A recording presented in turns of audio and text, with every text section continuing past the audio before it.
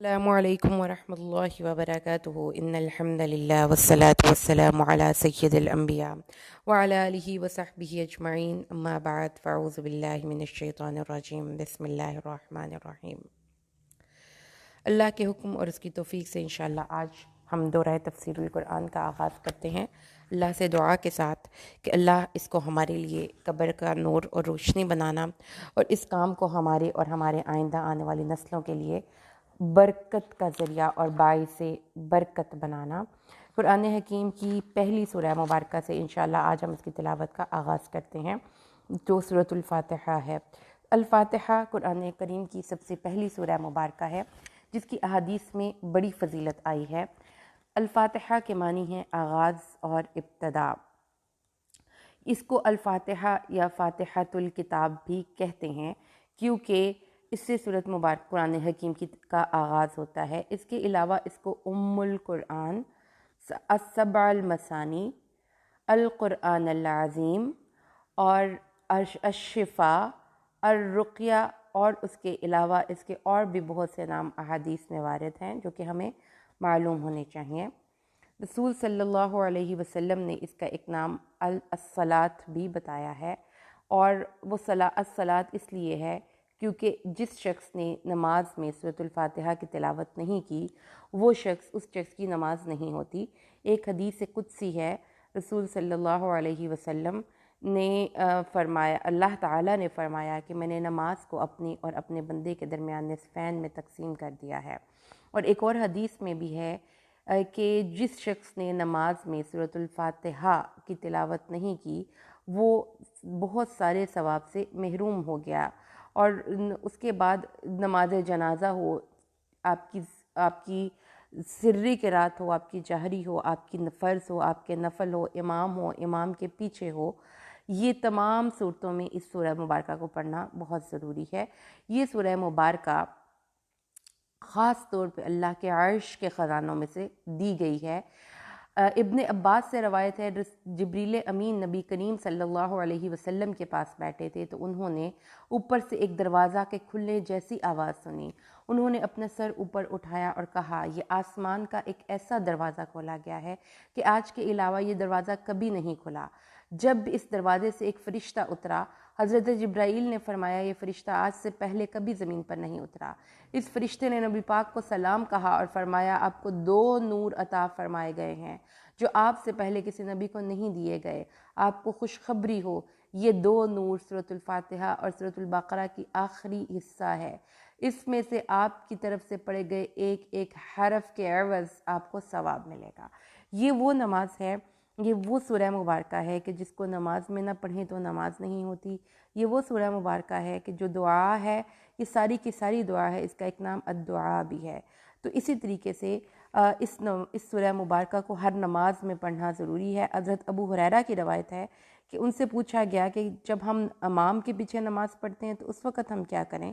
آپ نے فرمایا، اس کو اپنے نفس میں پڑھو، لیکن میں نے نبی کریم سے یہ فرماتے ہوئے سنا ہے کہ جو نماز سورۃ الفاتحہ کے بغیر پڑھی جاتی ہے وہ ناقص ہے، غیر تمام ہے۔ اس کے بعد سورہ مبارکہ کا آغاز کرتے ہیں ہم۔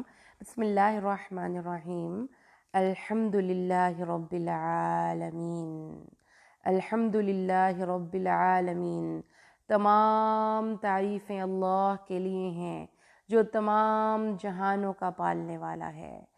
الحمد للہ سورۃ الفاتحہ وہ سورہ مبارکہ جس کے بارے میں رسول صلی اللہ علیہ وسلم نے ارشاد فرمایا کہ قسم ہے اس پاک ذات کے جس کے قبضے میں میری جان ہے، یہ ایسی سورہ نہ تورات میں ہے، نہ انجیل میں، اور نہ ہی زبور میں، اور نہ ہی پھر پورے قرآن میں۔ یہ سورہ 7 مثانی ہے، یہ سورہ قرآن عظیم ہے جو مجھے دیا گیا۔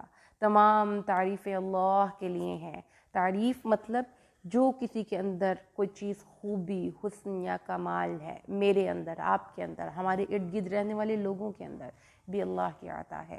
تو کل کی کل حمد اور کل کا کل شکر، یعنی حمد تعریف، شکر تعریف وہ جو کسی کی اچھائی کو دیکھ کر آپ کرتے ہیں، اس سے بے شک آپ کو فائدہ پہنچے یا نہ پہنچے، شکر وہ چیز جو اچھی بھی ہے اور جس کا آپ کی ذات کو فائدہ ہے۔ تو اللہ تعریفوں کا قابل اور تمام تعریفوں کا اصل مستحق، ایٹ دا سیم ٹائم وہ ہمارے گریٹیٹیوڈ کو بھی ڈیزرو کرتا ہے کہ ہم اس کا شکر ادا کریں۔ کیوں ایسا کیوں ہے؟ کیونکہ وہ رب العالمین ہے، وہ تمام عالمین کا پالنے والا ہے۔ عالم عالم کی جمع ہے، مطلب نشان۔ دنیا میں عالم حشر ہے، عالم انسان ہے، عالم جنات ہے، عالم وحوش ہے، عالم طیور ہے، عالم ملائکہ ہے۔ اللہ تبارک و تعالیٰ تمام عالم کو پالنے والا ہے، ان کا رب ہے، ہر چیز کو پیدا کرنے والا ہے، ان کی ضروریات مہیا کر کے ان کو درجہ کمال تک پہنچانے والا ہے۔ الحمدللہ بہترین دعا بھی ہے، الحمدللہ میزان کو بھر دیتا ہے۔ اللہ اس بات کو پسند کرتا ہے کہ جب بھی کوئی بندہ کچھ کھائے یا پیے تو اس پر اللہ کا شکر ادا کرے۔ اللہ تمام انسانوں کی تمام ضروریات، تمام مخلوقات کی تمام ضروریات سے نہ صرف واقف ہے بلکہ ان کی تمام ضروریات کو باہم پہنچا رہا ہے۔ الرحمن الرحیم، جو بہت مہربان ہے، نہایت رحم والا ہے۔ اللہ جو اپنی ذات میں مکمل ایک ماں سے بڑھ کر مشفق ہے، وہ رحمان، ماں رحم مادر سے اس نے ایک بچے کو تخلیق دیا، وہ خود رحمان ہے۔ وہ ساری دنیا کے ایک ایک انسان سے ایسے ہی محبت کرتا ہے جیسے ایک ماں اپنے بچے سے کرتی ہے، ایسے ہی اس کی فکر کرتا ہے، ایسے ہی اس کا خیر خواہ ہے۔ وہ تمام انسانوں کا خیر خواہ ہے اور وہ تمام انسانوں سے محبت کرتا ہے۔ اللہ کی محبت کے 100 حصوں میں سے 99 حصوں کا وہ خود اکیلا مالک، اور ایک حصہ جو اس نے دنیا میں اتارا ہے، اس بنیاد پر تمام انسان آپس میں ایک دوسرے سے محبت کرتے ہیں۔ اللہ فرماتا ہے مالک یوم الدین، وہ اللہ جو بدلے کے دن، روز محشر، روز جزا کا مالک ہے۔ قیامت کا دن ہوگا، اللہ پوچھے گا لمن الملک اليوم، آج کون ہے جو اختیارات کا مالک ہے، آج کون ہے جو بادشاہت کا مالک ہے؟ کوئی جواب نہیں دے گا۔ پھر اللہ جواب دے گا للہ الواحد القہار، بادشاہت اکیلے اللہ کے لیے جو واحد بھی ہے اور قہار بھی ہے، وہ سب پر چھایا ہوا ہے۔ اللہ قرآن حکیم میں فرماتا ہے یوم لا تملک نفس لنفس شیئا والامر یومئذ للہ، وہ دن ایسا دن ہے کہ جس دن کوئی انسان کسی انسان کے کچھ کام نہ آئے گا اور سب کے سب کام اللہ کے ہوں گے۔ ایاک نعبد و ایاک نستعین، ہم اللہ سے عاجزی سے نماز میں کیا مانگتے ہیں؟ اللہ ہم صرف تیرے بندے، اللہ صرف تیری عبادت کرتے ہیں۔ عبادت کسی کی رضا کے لیے انتہائی عاجزی، کمال خشوع اور اس کے اظہار کا نام ہے۔ کمال محبت، کمال خشوع اور خضوع اور خوف کے مجموعے کا نام عبادت ہے۔ جس ذات کے ساتھ محبت ہوگی اسی کے سامنے عاجزی بھی ہوگی، اس سے ڈرنے، اس کی ناراضگی کا خوف بھی ہوگا۔ جب ہم یہ تمام چیزیں حاصل کر لیتے ہیں تو ہم عبادت کرتے ہیں اور خاص تجھ سے ہی ہم مدد مانگتے ہیں۔ استعانت صرف ہم اللہ سے مانگتے ہیں۔ کوئی یا اللہ مدد کے علاوہ کوئی اور اس چیز کا اختیار نہیں رکھتا کہ وہ ما فوق الاسباب ہماری مدد کر سکے۔ ما فوق الاسباب مدد صرف اللہ کرتا ہے، دور اور نزدیک سے ہماری سب کی فریادیں صرف اللہ سنتا ہے۔ اس لیے اس آیت میں پورے کے پورے عقیدے کی اصلاح ہو گئی اور انسان کے تمام باطل عقائد کا رد ہو گیا۔ اللہ کون؟ اللہ نے یہاں پہ توحید کا اس بات کیا۔ ہم اللہ کے سامنے ہاتھ باندھ کر کیا کہتے ہیں؟ اللہ محبتیں صرف تجھ سے، اطاعت صرف تیری، عاجزی صرف تیرے سامنے، اسی لیے تو مدد صرف تجھ سے۔ تو توحید کیا ہے؟ توحید ربوبیت، یہاں پہ توحید کا ذکر آیا، لہذا توحید کی اقسام پڑھ لیجئے۔ توحید ربوبیت، اس کائنات کا بنانے والا، انتظام چلانے والا، منتظم، مینیجر، اس دنیا کے ایک ایک ذرے پر متصرف، اس دنیا کے ایک ایک ذرے پر مالک، حکمران، اللہم مالک الملک، وہ تمام بادشاہت کا مالک، وہ تمام ہر ایک طاقتوں کا مالک اللہ ہے۔ ایاک نعبد، ہم جانتے ہیں، اس لیے ہم صرف تجھ سے ہی عاجزی، تیرے سامنے ہی اپنے جذبات کا اظہار کر رہے ہیں۔ اور پھر اس کے بعد اللہ تہو ہم اللہ کے سامنے اور کیا کر رہے ہیں؟ اللہ فرماتا ہے کہ اللہ کی تمام عبادات صرف اللہ کے لیے، عبادات کا مستحق بھی صرف اللہ۔ ہر وہ کام جو عبادت کسی کی رضا کے حصول کے لیے کیا جاتا ہے، مخصوص ہستی کی رضا کے لیے، اس کی ناراضگی کے خوف سے کیا جاتا ہے، وہ عبادت ہے۔ اس لیے صرف نماز، روزہ، زکوٰۃ اور حج ہی عبادات نہیں، بلکہ کسی سے مخصوص ہستی سے دعا اور التجا کرنا، اس کے نام کی نظر نیاز دینا، اس کے سامنے دست بستہ کھڑے ہونا، اسی کا طواف کرنا، اس میں طمع اور خوف رکھنا، یہ عبادات ہیں، اور اس میں کسی انسان کو شامل کرنا شرک ہے۔ توحید صفات، یعنی جو صفتیں اللہ کی ہیں وہ اللہ کے علاوہ کسی اور میں نہیں۔ اللہ عالم الغیب ہے، اللہ زندگی دیتا ہے، اللہ موت دیتا ہے، اللہ رزق کا مالک ہے، یہ تمام صفتیں بھی صرف اللہ کی۔ اللہ، ہم ان تمام چیزوں پہ صرف تیری عبادت کرتے ہیں اور صرف تجھ سے ہی مدد مانگتے ہیں۔ اہدنا الصراط المستقیم، ہمیں سیدھا راستہ دکھا دے۔ ہدایت، ہدایت ہم اللہ سے مانگنے والی چیزوں میں ایک ہی چیز مانگ رہے ہیں۔ ہم استعانت کے بعد اللہ سے ہاتھ باندھ کر کیا دعا مانگ رہے ہیں؟ اللہ ہدایت دے دے۔ ہمیں نہیں پتہ ہم کہاں جائیں گے، ہم کہاں، کون سی چیزیں ہمارے لیے صحیح ہیں اور کون سی چیزیں ہمارے لیے غلط ہیں۔ اللہ ہمیں اس راستے کی طرف ہدایت دے دے جو سب راستوں میں سب سے سیدھا راستہ ہے۔ ہدایت مطلب اس راستے، ہدایت کا مطلب ہوتا ہے راستے کی طرف رہنمائی کرنا، راستے پر چلا دینا اور منزل مقصود تک پہنچا دینا۔ اور اللہ سے ہم دعا یہ کرتے ہیں کہ ہم اپنی عقل، اپنی ذہانت، اپنی سوچوں سے صحیح اور غلط میں فرق نہیں کر سکتے، ہمیں تیری ہدایت چاہیے۔ ہمیں تو اس کے لیے پھر ہم مانگتے ہیں اللہ سے ہدایت، تو اللہ پھر ہمیں ہدایت کا راستہ دکھاتا ہے۔ ہدایت کا راستہ کن لوگوں کا؟ صراط الذین انعمت علیہم، ان لوگوں کا راستہ جو ٹاپرز ہیں، ان لوگوں کا راستہ جو تیرے انعامات کے اپنے آپ کو اہل ثابت کر چکے، ان لوگوں کا راستہ جن لوگوں نے تجھ سے تیری رحمت، اپنے اللہ کے لیے، اپنی اللہ کی رحمت کے لیے خود کو کوالیفائی کر لیا۔ وہ کون سے ٹاپرز ہیں؟ اولئک مع الذین انعم اللہ علیہم من النبیین والصدیقین والشہداء والصالحین وحسن اولئک رفیقا۔ سورۃ النساء میں اللہ فرماتا ہے کہ جو اللہ اور اس کے رسول کی اطاعت کرتے ہیں وہ قیامت کے روز ان لوگوں کے ساتھ ہوں گے جن پر اللہ نے انعام کیا، یعنی انبیاء، نبیین، صدیقین، شہداء اور صالحین، اور ان لوگوں کی رفاقت بہت ہی خوب ہے۔ اس آیت میں یہ وضاحت کر دی گئی کہ انعام یافتہ لوگوں کا راستہ اطاعت رسول کی بنیاد پر ہی ملے گا۔ انعام یافتہ لوگوں کا راستہ اللہ کی اطاعت اللہ اور اس کے رسول کی اطاعت کے بنا حاصل نہیں ہو سکتا۔ تو اس لیے ان لوگوں کا راستہ اختیار کرنے کے لیے اپنے آپ کو ٹیم کرنا پڑے گا۔ عبادت کے لیے اللہ کے سامنے عاجز ہو جائیں، ہم اکڑ کے کھڑے نہ ہو جائیں۔ ہم اللہ سے دعا مانگتے ہیں کہ ہم پیچھے پیچھے چلیں گے ان لوگوں کے راستے کے جن لوگوں نے تجھے پا لیا۔ صراط، اور پھر المغضوب علیہم، مفسرین کا اس بات میں اتفاق ہے کہ المغضوب علیہم سے مراد الیہود اور الضالین سے مراد النصارہ ہیں، یعنی صراط مستقیم پر چلنے کی خواہش رکھنے والوں کے لیے ضروری ہے کہ وہ یہود اور نصارہ کی دونوں کی گمراہیوں سے بچ کر رہیں۔ یہود کی گمراہی کیا تھی؟ وہ جانتے بوجھتے راہ مستقیم پر نہیں چلتے تھے، ہدایت علم کے باوجود وہ تعویلیں کرتے تھے، تخریفیں کرتے تھے، ہیلا سازیاں کرتے تھے، نہیں مانتے تھے۔ اور یہود کی گمراہی کیا تھی؟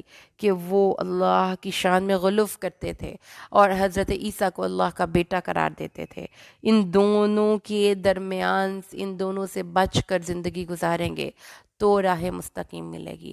نہ ہی افراط کرنا ہے، نہ ہی تفریط کرنا ہے، اعتدال کے راستے پر چلتے رہنا ہے۔ اس راستے پر چلنے والے لوگوں کو جنت ملے گی۔ آمین۔ اے اللہ ہماری دعا قبول فرما لے۔ رسول صلی اللہ علیہ وسلم نے آمین کہنے کی بڑی فضیلت بیان فرمائی ہے، اور نبی صلی اللہ علیہ وسلم مسجد میں جب نماز پڑھا کرتے تھے تو جہری نمازوں میں جس میں قرات ظاہرہ ہوتی تھی، آمین اتنی اونچی آواز سے کہا کرتے تھے صحابہ کے ساتھ کہ تمام مسجد نبوی گونج اٹھتی تھی۔ تو آپ نے یہ بھی فرمایا کہ جس کی آمین اور فرشتوں کی آمین مل جاتی ہے، اس کی پچھلے تمام گناہ اللہ معاف کر دیتا ہے۔ سبحان اللہ۔ سورۃ البقرہ۔ بسم اللہ الرحمن الرحیم۔ الف لام میم ذالک الکتاب لا ریب فیہ ھدی للمتقین۔ الف لام میم، یہ کتاب ایک ایسی کتاب ہے جس میں کسی قسم کے شک و شبے کی گنجائش نہیں، اور یہ ہدایت ہے متقین کے لیے۔ سورۃ البقرہ قرآن حکیم کی طویل ترین سورہ مبارکہ ہے، اور اس کو سنام القرآن یعنی کہ قرآن کا کوہان یا چوٹی بھی کہا جاتا ہے۔ یہ وہ سورہ مبارکہ ہے جس کے بارے میں حدیث میں آتا ہے کہ یہ جس گھر میں پڑھی جاتی ہے اس گھر میں سے شیطان بھاگ جاتا ہے، اور اس کی آخری 2 آیات اللہ کے عرش کے خزانے میں سے اللہ کے نبی کو ایز اے گفٹ دی گئی تھی جب آپ معراج کے رات آسمانوں کو تشریف لے گئے تھے۔ لام میم ذالک الکتاب، یہ ایک کتاب ہے جس میں کوئی شک نہیں کہ یہ متقین کے لیے ہدایت ہے۔ اس کتاب میں کوئی شک نہیں، اس کتاب میں کوئی شک نہیں، منزل من اللہ کی طرف سے نازل ہونے میں کوئی شک نہیں۔ اللہ قرآن حکیم میں فرماتا ہے کہ یہ کتاب ایسی کتاب ہے کہ جس میں یہ اللہ رب العالمین کی طرف سے آنے میں کوئی شک نہیں، کہ اس میں کوئی شک و شبہ نہیں۔ ہر چیز جو واقعات بیان کیے گئے ہیں وہ مبنی بر حق ہیں، صداقت پر مبنی ہیں، اور اس میں انسانیت کی فلاح اور نجات کے وابستہ ہونے میں کوئی شک نہیں کہ انہی پر عمل کر کے انسانیت کی فلاح اور نجات ہے، ہدایت ہے متقین کے لیے، یعنی وہ متقین جو اپنی زندگی کو بہت ہی گارڈ فل طریقے سے، بہت کوشش ہو کے، محتاط ہو کے گزارنا چاہتے ہیں، پھر ان کے لیے یہ کتاب ایک ہدایت اور رہنمائی کا سرچشمہ بن جاتی ہے۔ وہ لوگ جن کے دل اللہ کے خوف اور خوف الہی سے سرشار ہوتے ہیں، جن کے دل میں اپنے آپ کی زندگی کا ایک مقصد ہوتا ہے، مرنے کے بعد اللہ کے حضور میں کھڑے ہونے کا احساس ہوتا ہے، ہدایت کی طلب ہوتی ہے، تو وہ اس کتاب سے فائدہ اٹھا لیتے ہیں۔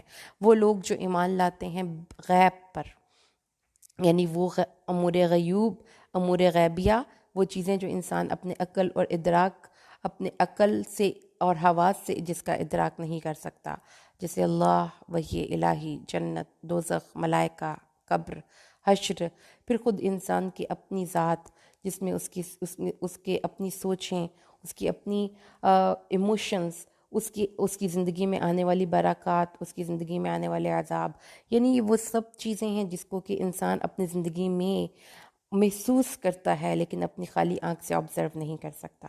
تو قرآن والے لوگ، قرآن سے فائدہ اٹھانے والے لوگ انٹلیکچولی زیادہ میچور ہوں گے، تاکہ ان کو پتہ چلے کہ زندگی صرف وہی نہیں ہے جو نظر آتی ہے، زندگی اس سے ماورا بھی ہے جو انسان اپنی خالی آنکھ سے دیکھ سکتا ہے، اور اس میں سب سے بڑا چیز جس کا کوئی بھی شخص انکار نہیں کر سکتا اس کے اپنے وجود کی روح ہے۔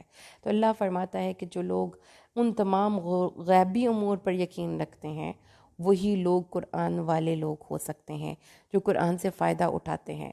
اور پھر ان امور غیوبیہ میں ایک بہت اہم چیز ہے، وہ ایمان کے 5 کمپوننٹس، وہ جو ایمان لاتے ہیں اللہ پر، اور وہ جو نماز قائم کرتے ہیں اور ہمارے دیے ہوئے مال میں سے خرچ کرتے ہیں اور نماز قائم کرتے ہیں، نماز کو جو اقامت الصلاۃ کا مطلب ہے پابندی سے، اور نبی صلی اللہ علیہ وسلم کی سنت کے مطابق نماز کا اہتمام کرنا، اور ہمارے دیے ہوئے مال میں سے خرچ کرتے ہیں۔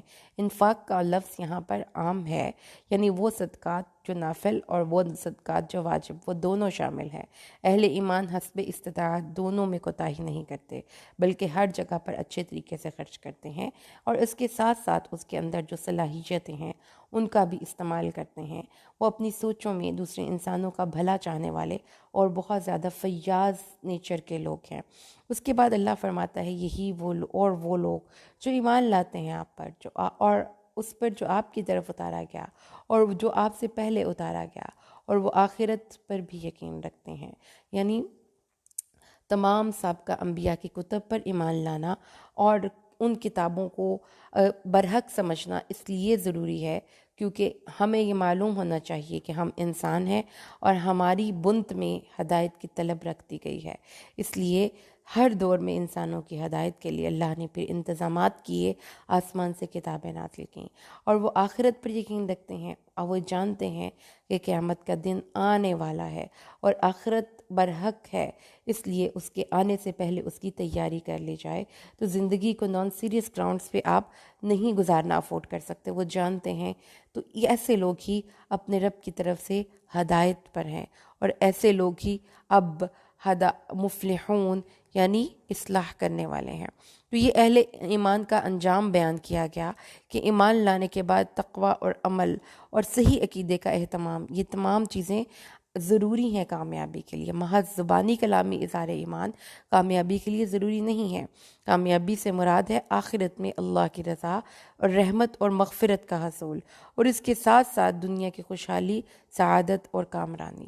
تو اصل کامیابی اللہ تبارک و تعالیٰ کی جنت کا حصول ہے، اور اس میں یہ ہے کہ وہ اپنی کھیتی پر مسلسل محنت کیے چلے جاتے ہیں اور اپنے حصے کا کرنے کا کام کرتے ہی چلے جاتے ہیں۔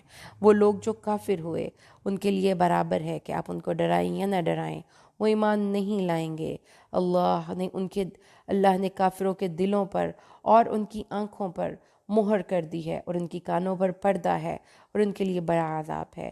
یہ دوسری کیٹیگری ہے جو کہ مؤمنین کے برخلاف اپنی زندگی اپنے ہی مرضی سے جینے والے لوگ ہیں، اور یہ وہ لوگ ہیں کہ جو مسلسل کفر اور معصیت کا ارتکاب کرتے کرتے بیماری کی سٹیج پر پہنچ چکے ہیں کہ اب ان کے دل کے اندر حق کو قبول کرنے کی استعداد ختم ہو چکی ہے۔ ان کے کان حق کی بات سننے کے لیے آمادہ نہیں، ان کی آنکھیں کائنات میں پھیلی ہوئی رب کی نشانیاں دیکھنے سے محروم ہیں۔ تو اب وہ ایمان کی لذت سے کیسے فیض یاب ہو سکتے ہیں؟ ایمان تو انہی لوگوں کے حصے میں آتا ہے جو اللہ کی دی ہوئی صلاحیتوں کا صحیح استعمال کرتے ہیں اور اس کی معرفت حاصل کرتے ہیں۔ جبکہ یہ لوگ تو اس حدیث کے مطابق جس میں یہ فرمایا گیا کہ مومن جب گناہ کر بیٹھتا ہے تو اس کے دل پر سیاہ نقطہ پڑ جاتا ہے، اگر توبہ کر کے گناہ سے باز آ جاتا ہے تو اس کا دل پہلے کی طرح صاف ہو جاتا ہے، اور اگر وہ توبہ کی بجائے گناہ پر گناہ کرتا جاتا ہے تو وہ سیاہ نقطہ پھیل کر پورے دل پر چھا جاتا ہے۔ نبی کریم نے فرمایا یہی وہ زنگ ہے جسے اللہ نے قرآن حکیم میں بیان فرمایا ہے، کلا بل ران علی قلوبہم ما کانوا یکسبون۔ ان کے دلوں پر زنگ آ چکا ہے ان کے اپنے کرتوتوں کی وجہ سے۔ اللہ نے ان کو اس مقام پر مہر لگنے کی کیفیت سے تعبیر کیا جو ان کی بس مسلسل بدعمالیوں کا منطقی نتیجہ ہے۔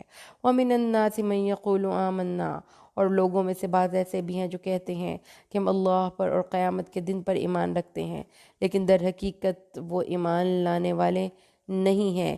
یہاں سے تیسرے گروہ یعنی منافقین کا تذکرہ شروع ہوتا ہے، جن کے دل تو ایمان سے محروم تھے ہی تھے، لیکن وہ ان مسلمانوں کو فریب دینے کے لیے زبان سے ایمان کا اظہار کرتے تھے۔ اللہ نے فرمایا نہ وہ اللہ کو دھوکہ دینے میں کامیاب ہو سکتے ہیں اور نہ ہی اہل ایمان کو فریب میں مستقل رکھ سکتے ہیں، کیونکہ اللہ خود بخود سب کچھ جانتا ہے، اور اہل ایمان کو اللہ وحی کے ذریعے ان کی فریب کاریوں سے آگاہ فرما دیتا ہے۔ تو ان کی فریب کاری کا سارا نقصان خود انہی کو ہوگا کہ انہوں نے اپنی عاقبت برباد کر لی۔ وہ اللہ کو اور اہل ایمان کو دھوکہ دیتے ہیں، لیکن دراصل وہ خود کو ہی دھوکہ دے رہے ہیں مگر سمجھتے نہیں۔ ان کے دلوں میں بیماری تھی، اللہ نے ان کی بیماری کو مزید بڑھا دیا، اور ان کے جھوٹ کی وجہ سے انہی کے لیے دردناک عذاب ہے۔ بیماری سے مراد دنیا کی محبت، یہ وہ مرض ہے کہ جس کی اصلاح کی فکر نہ کی جائے تو یہ بڑھتا ہی چلا جاتا ہے۔ یہ وہ مرض ہے کہ جو دنیا حاصل کرنا چاہتا ہے اور صرف دنیا ہی حاصل کرنا چاہتا ہے، پھر وہ دنیا کے اندر کے حصول میں اچھے اور برے کی پرواہ چھوڑ دیتا ہے۔ یہ وہ لوگ ہیں کہ جو نفاق کی پہلی خصوصیت یہاں پہ آ گئی، یہ لوگ ظاہر باطن سے ایک نہیں ہوتے، یہ لوگ دھوکہ دیتے ہیں، یہ لوگ جھوٹ بولتے ہیں۔ یہ وَإِذَا قِيلَ لَهُمْ، اور جب انہیں کہا جاتا ہے زمین میں فساد نہ کرو تو وہ کہتے ہیں ہم تو اصلاح کرنے والے ہیں۔ آگاہ رہو، یقیناً یہی لوگ فساد کرنے والے ہیں، لیکن شعور نہیں رکھتے۔ جب ان سے کہا جاتا ہے زمین میں فساد نہ کرو، یعنی فساد صلاح کی ضد ہے۔ کفر و معصیت سے زمین میں فساد پھیلتا ہے، اللہ کی اطاعت سے امن اور سکون ملتا ہے۔ اور منافقین یہ کہا کرتے تھے کہ ہم تو سب لوگوں کو لے کر ساتھ چلتے ہیں، ہم مسلمانوں کے سامنے ان جیسے اور کافروں کے سامنے ان جیسے، ہم تو چاہتے ہی نہیں کہ لڑائیاں ہوں، ہم تو آپس میں صلح کروانا چاہتے ہیں۔ لیکن اللہ فرماتا ہے کہ ایسا یہ ان کا خام خیالی ہے، در حقیقت یہ فساد کرنے والے ہیں۔ کیوں؟ کیونکہ کسی اعلیٰ مقاصد کے لیے دنیاوی مفادات کو قربان کر دینا بے وقوفی نہیں ہے، عقل مندی ہے، سعادت مندی ہے۔ لیکن یہ لوگ کسی بھی حوالے سے اپنے مفادات پر کمپرومائز نہیں کر سکتے تھے۔ جب ان سے کہا جاتا ہے کہ ان لوگوں یعنی صحابہ کی طرح ایمان لے آؤ، تو وہ کہتے ہیں کہ کیا ہم بھی ایمان لائیں جیسے یہ بے وقوف ایمان لائے؟ آگاہ ہو جاؤ، یقیناً یہی بے وقوف ہے، لیکن یہ نہیں جانتے۔ کیوں بے وقوف ہیں؟ کیونکہ یہ نفع عاجل عارضی نفع کے پیچھے بھاگتے ہیں اور دیر سے ملنے والے بڑے نفع کو نظر انداز کر دیتے ہیں۔ اس لیے ان کو اللہ نے بے وقوف کہا ہے کہ جو دنیا کے عارضی نفع کے پیچھے بھاگتے ہیں، آخرت پائیدار اور دائمی زندگی کے مقابلے میں دنیا کی فانی زندگی کو ترجیح دیتے ہیں، اور اللہ کے سامنے اور اللہ کے بجائے لوگوں سے ڈرتے ہیں۔ یہ پرلے درجے کی بے وقوفی ہے جس کا ارتکاب ان منافقین نے کیا اور ایک مسلمہ حقیقت سے بے خبر رہے۔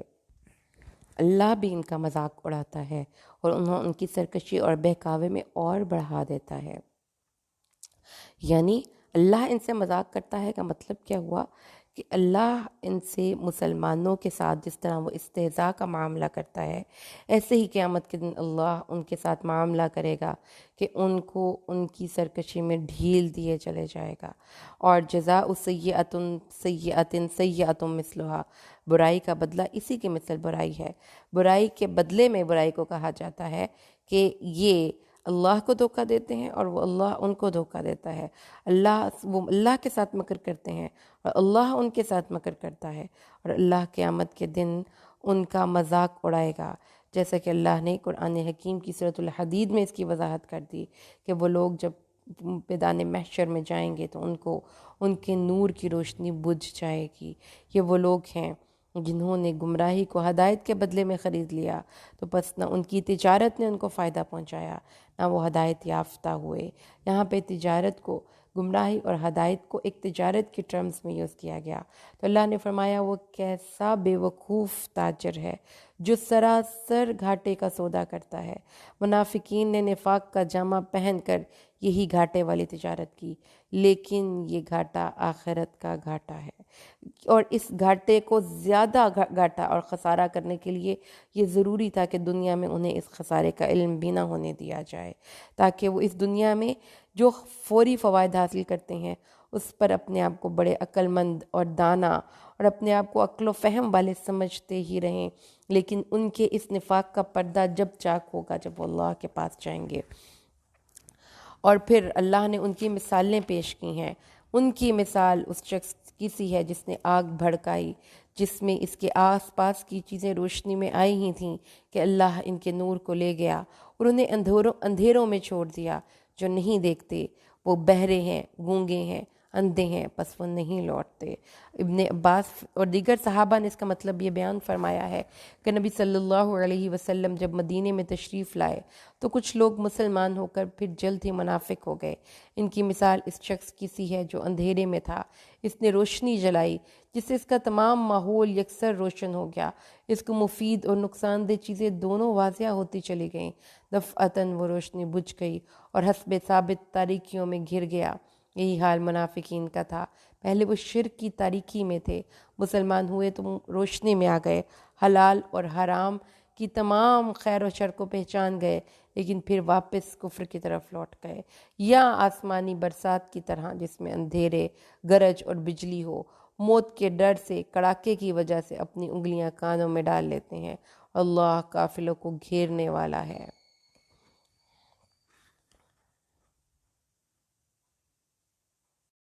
نزدیک ہے بجلی کہ ان کی آنکھیں اچک لے جائے، جب ان کے لیے روشنی کرتی ہے تو اس میں چلتے پھرتے ہیں، اور جب ان پر اندھیرا کرتی ہے تو کھڑے ہو جاتے ہیں، اور اگر اللہ چاہے تو ان کی آنکھوں اور کانوں کو بیکار کر دے۔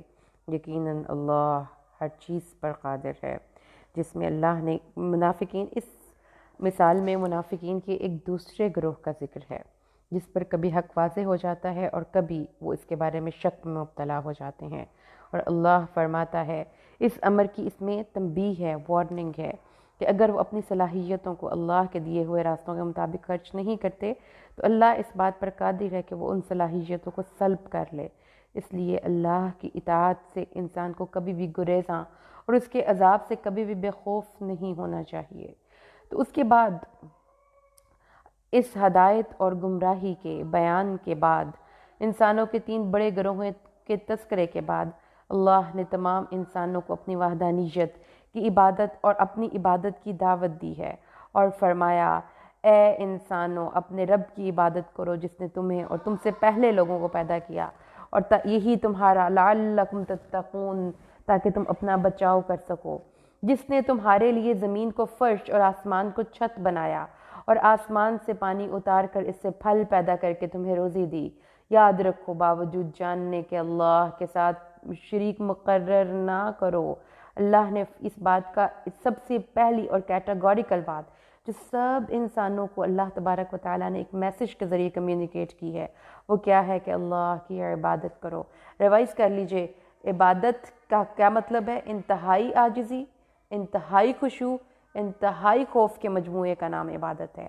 اپنے رب کی عبادت کرو، اپنے رب کے سامنے سجدہ ریز کرو، اسی کی اطاعت کرو، اسی کے سامنے سر اطاعت خم کرو، اور اگر تم ہو اس چیز میں کہ یہ واقعی اللہ اس چیز کے شک میں مبتلا ہو جو ہم نے اپنے بندے پر اتارا ہے، تو لے آؤ اس جیسی ایک صورت اور بلا لاؤ اپنے تمام مددگاروں کو، اور پھر اگر تم نہ کر سکو گے اور ہرگز نہ کر سکو گے تو پھر اس آگ سے بچو جس کا ایندھن انسان اور پتھر ہیں، اور وہ کافروں کے لیے تیار کی گئی ہے۔ یہ وہ کون سے پتھر ہیں؟ ابن عباس کہتے ہیں یہ وہ پتھر ہیں یا وہ بت ہیں جن کی یہ عبادت کیا کرتے تھے، جیسا کہ قرآن حکیم میں بھی اللہ فرماتا ہے اِنَّکُمْ وَمَا تَعْبُدُونَ مِن دُونِ اللَّهِ حَسَبُ جَہَنَّمَ، اور وہ لوگ اور جن کی تم اللہ کے علاوہ عبادت کرتے ہو جہنم کا ایندھن ہوں گے، اور وہ تمام کافروں کے لیے اس وقت بھی تیار کی گئی ہے۔ اس کا وجود اس آیت کریمہ سے ملتا ہے کہ وہ تیار کر کے رکھ دی گئی، اور ایمان والوں اور نیک عمل کرنے والوں کو اور ان کو خوشخبری دے دو ان جنتوں کی جن کے نیچے نہریں بہہ رہی ہیں۔ جب کبھی وہ پھلوں کا رزق دیے جائیں گے ان جیسے اور لائے جائیں گے تو کہیں گے یہ تو وہی ہے جو اس کا ہمیں پہلے بھی دیے گئے، اور ان کے لیے بیویاں ہیں پاکیزہ، اور وہ ان جنتوں میں ہمیشہ رہنے والے ہیں۔ قرآن حکیم نے ہر جگہ ایمان کے ساتھ عمل صالح کا تذکرہ فرما کر اس بات کو واضح کر دیا کہ ایمان، عمل صالح، ان دونوں کا چولی دامن کا ساتھ ہے۔ عمل صالح کے بغیر ایمان ثمرآور نہیں، ایمان کے بغیر اعمال خیر کی عند اللہ کوئی اہمیت نہیں۔ عمل صالح وہ جو اللہ کے حکم کے مطابق، سنت کے مطابق ہو، اور جنتیوں کو متشابہات آپس کے ملتے جلتے میوے دیے جائیں گے، اور جنت کے بارے میں کی نعمتوں کے بارے میں حدیث ہے کہ نہ کسی آنکھ نے اسے دیکھا، نہ کسی کان نے انہیں سنا، اور کسی انسان کے دل میں اس کا گمان بھی نہیں ہوا۔ اللہ یقیناً اس بات کی کسی بھی مثال کو بیان کرنے سے نہیں شرماتا، خواہ وہ مچھر کی ہو یا اس سے بھی ہلکی چیز کی۔ ایمان والے تو اپنے رب کی جانب سے صحیح سمجھتے ہیں، اور کفار کہتے ہیں اس مثال سے اللہ نے کیا مراد لی؟ اس کے ذریعے بیشتر کو گمراہ کرتا ہے اور اکثر لوگوں کو راہ راست پر لاتا ہے، اور گمراہ تو وہ صرف فاسقوں کو کرتا ہے۔ جب اللہ نے دلائل سے قرآن کا معجزہ ہونا ثابت کیا تو کفار کہنے لگے یہ کون سا کلام اللہ ہے جس میں اتنی چھوٹی چھوٹی چیزیں، مچھر اور مکھی کی مثال بھی ہے؟ تو اللہ نے فرمایا خواہ وہ مچھر ہو یا مچھر کا بھی کوئی پر، مچھر کی بھی کوئی چھوٹی سی چیز، مچھر سے بھی حقیر تر، مثال بیان کرنے کا مقصد تو چیز کی وضاحت کرنا ہے، نہ کہ مثال۔ تو اس سے ان لوگوں کی ایک آپ کہہ لیں کہ غیر ضروری باتوں میں الجھنے کی ایک مثال پیش کی گئی۔ اللہ فرماتا ہے کہ وہ کون سے فاسق ہیں؟ وہ فاسق ہیں۔ فسق سے مراد اطاعت سے کلی خروج یعنی کفر ہے۔ اس آیت میں اللہ تعالیٰ نے فرمایا کہ ایک فاسقوں کا گروہ ہے۔ وہ کون سے لوگ ہیں؟ وہ لوگ جو اللہ کے مضبوط عہد کو توڑ ڈالتے ہیں۔ اللہ نے جو وصیت کی کہ اپنے اوامر اور عہد، کون سا عہد؟ یعنی وہ وصیت جو اللہ نے اپنے اوامر بجا لانے اور نواہی سے باز رکھنے کے لیے انبیاء کے ذریعے مخلوق کو کی، وہ عہد جو اللہ نے کتاب میں اہل تورات سے لیا اور نبی صلی اللہ علیہ وسلم کی اطاعت کا ان سے عہد لیا، اللہ نے فرمایا وہ لوگ جو اپنے اس مضبوط عہد کو توڑ ڈالتے ہیں اس کی مضبوطی کے بعد، اور یہ وہ عہد ہے جو ہم میں سے ہر انسان اللہ سے کر کے آیا ہے، جس کا ذکر قرآن حکیم میں ملتا ہے، نقض عہد، عہد کی پرواہ نہ کرنا، اور وہ جو اللہ نے حکم دیا کہ اس کو ملایا جائے ان کو کاٹ ڈالتے ہیں۔ کس چیز کو ملانے کا حکم ہے؟ رشتہ داریوں کو ملانے کا حکم ہے۔ تو یہ وہ خصوصیات ہے جو ان لوگوں کی ہیں جو کہ قرآن سے فائدہ نہیں اٹھا سکتے۔ وہ کون سے لوگ؟ جو اللہ کا عہد توڑتے ہیں، زمین میں رشتہ داریوں کو کاٹتے ہیں اور اس رشتہ داریوں کے کاٹنے کے بعد زمین میں فساد برپا کرتے ہیں۔ یہ لوگ کامیاب نہیں ہونے والے، یہ لوگ نقصان اٹھانے والے ہیں، ان کی تمام کوششیں خسارے کا شکار ہونے والی ہیں۔ اور تم اللہ کے ساتھ کیسے کفر کر سکتے ہو حالانکہ تم مردہ تھے، اس نے تمہیں زندہ کیا، پھر تمہیں مار ڈالے گا، پھر وہ زندہ کرے گا، پھر اسی کی طرف لوٹائے جاؤ گے۔ اس آیت میں جن دو موتوں اور دو زندگیوں کا تذکرہ ہے، پہلی موت سے مراد عدم سے وجود میں لانا، اور ماں کے پیٹ اور پہلی زندگی ماں کے پیٹ سے نکل کر موت سے ہمکنار ہونے تک، پھر موت آئے گی اور پھر آخرت کی دوسری زندگی ہوگی جس کا انکار کفار اور منکرین قیامت کرتے رہے۔ وہ اللہ ہے جس نے زمین کی تمام چیزوں کو پیدا کیا، پھر آسمان کی طرف قصد کیا۔ زمین کی تمام چیزیں اللہ کی مخلوق ہیں، اور پھر اللہ نے آسمان کی طرف قصد کیا یعنی آسمان کی طرف چڑھ گیا اور ان کو ٹھیک ٹھاک 7 آسمان بنا دیا، یعنی آسمان ایک دوسرے سے تہ بتہ ہے، اور ایک حدیث کے مطابق ان کی تعداد 7 ہے اور 2 آسمانوں کے درمیان 500 سال کی مسافت ہے، اور کس سپیڈ سے یہ اللہ کو پتہ ہے۔ اور زمین کی بابت اللہ نے قرآن حکیم میں ارشاد فرمایا، زمین بھی آسمان کی مثل ہے، یعنی اس کی تعداد بھی 7 ہی ہے، جس سے حدیث میں اللہ نے نبی صلی اللہ علیہ وسلم نے فرمایا، جس نے ظلم سے کسی کی ایک بالش زمین بھی لے لی تو قیامت کے دن 7 زمینوں کا توق اس کے گلے میں پہنایا جائے گا، اور وہ ہر چیز کو جانتا ہے۔ اور جب کہا تیرے رب نے ملائکہ سے، ملائکہ اللہ کی نوری مخلوق ہیں جن کا ٹھکانہ اور مسکن آسمان ہے، کہ میں زمین میں خلیفہ بنانے والا ہوں، تو انہوں نے کہا کہ تو ایسے شخص کو کیوں پیدا کرتا ہے جس زمین میں فساد کرے اور خون بہائے؟ ہم تیری تسبیح، حمد اور پاکیزگی بیان کرنے والے ہیں۔ فرشتوں کا یہ کہنا حسد یا اعتراض کے طور پر نہیں تھا، بلکہ حقیقت اور حکمت معلوم کرنے کے غرض سے تھا کہ اے اللہ، اس مخلوق کو پیدا کرنے میں تیری کیا حکمت ہے، اور جب ایسے لوگ فساد پھیلائیں گے اور خون ریزی کریں گے، اس کا ان کو کیسے پتہ چلا؟ کیونکہ ان کو اس بات کی حکمت معلوم نہیں تھی۔ اگر مقصود عبادت ہے تو یا اللہ ہم تیری عبادت کرتے ہیں، تو اللہ نے فرمایا کہ میں جو جانتا ہوں وہ تم نہیں جانتے، کیونکہ ہر چیز کا علم اللہ کے پاس ہے۔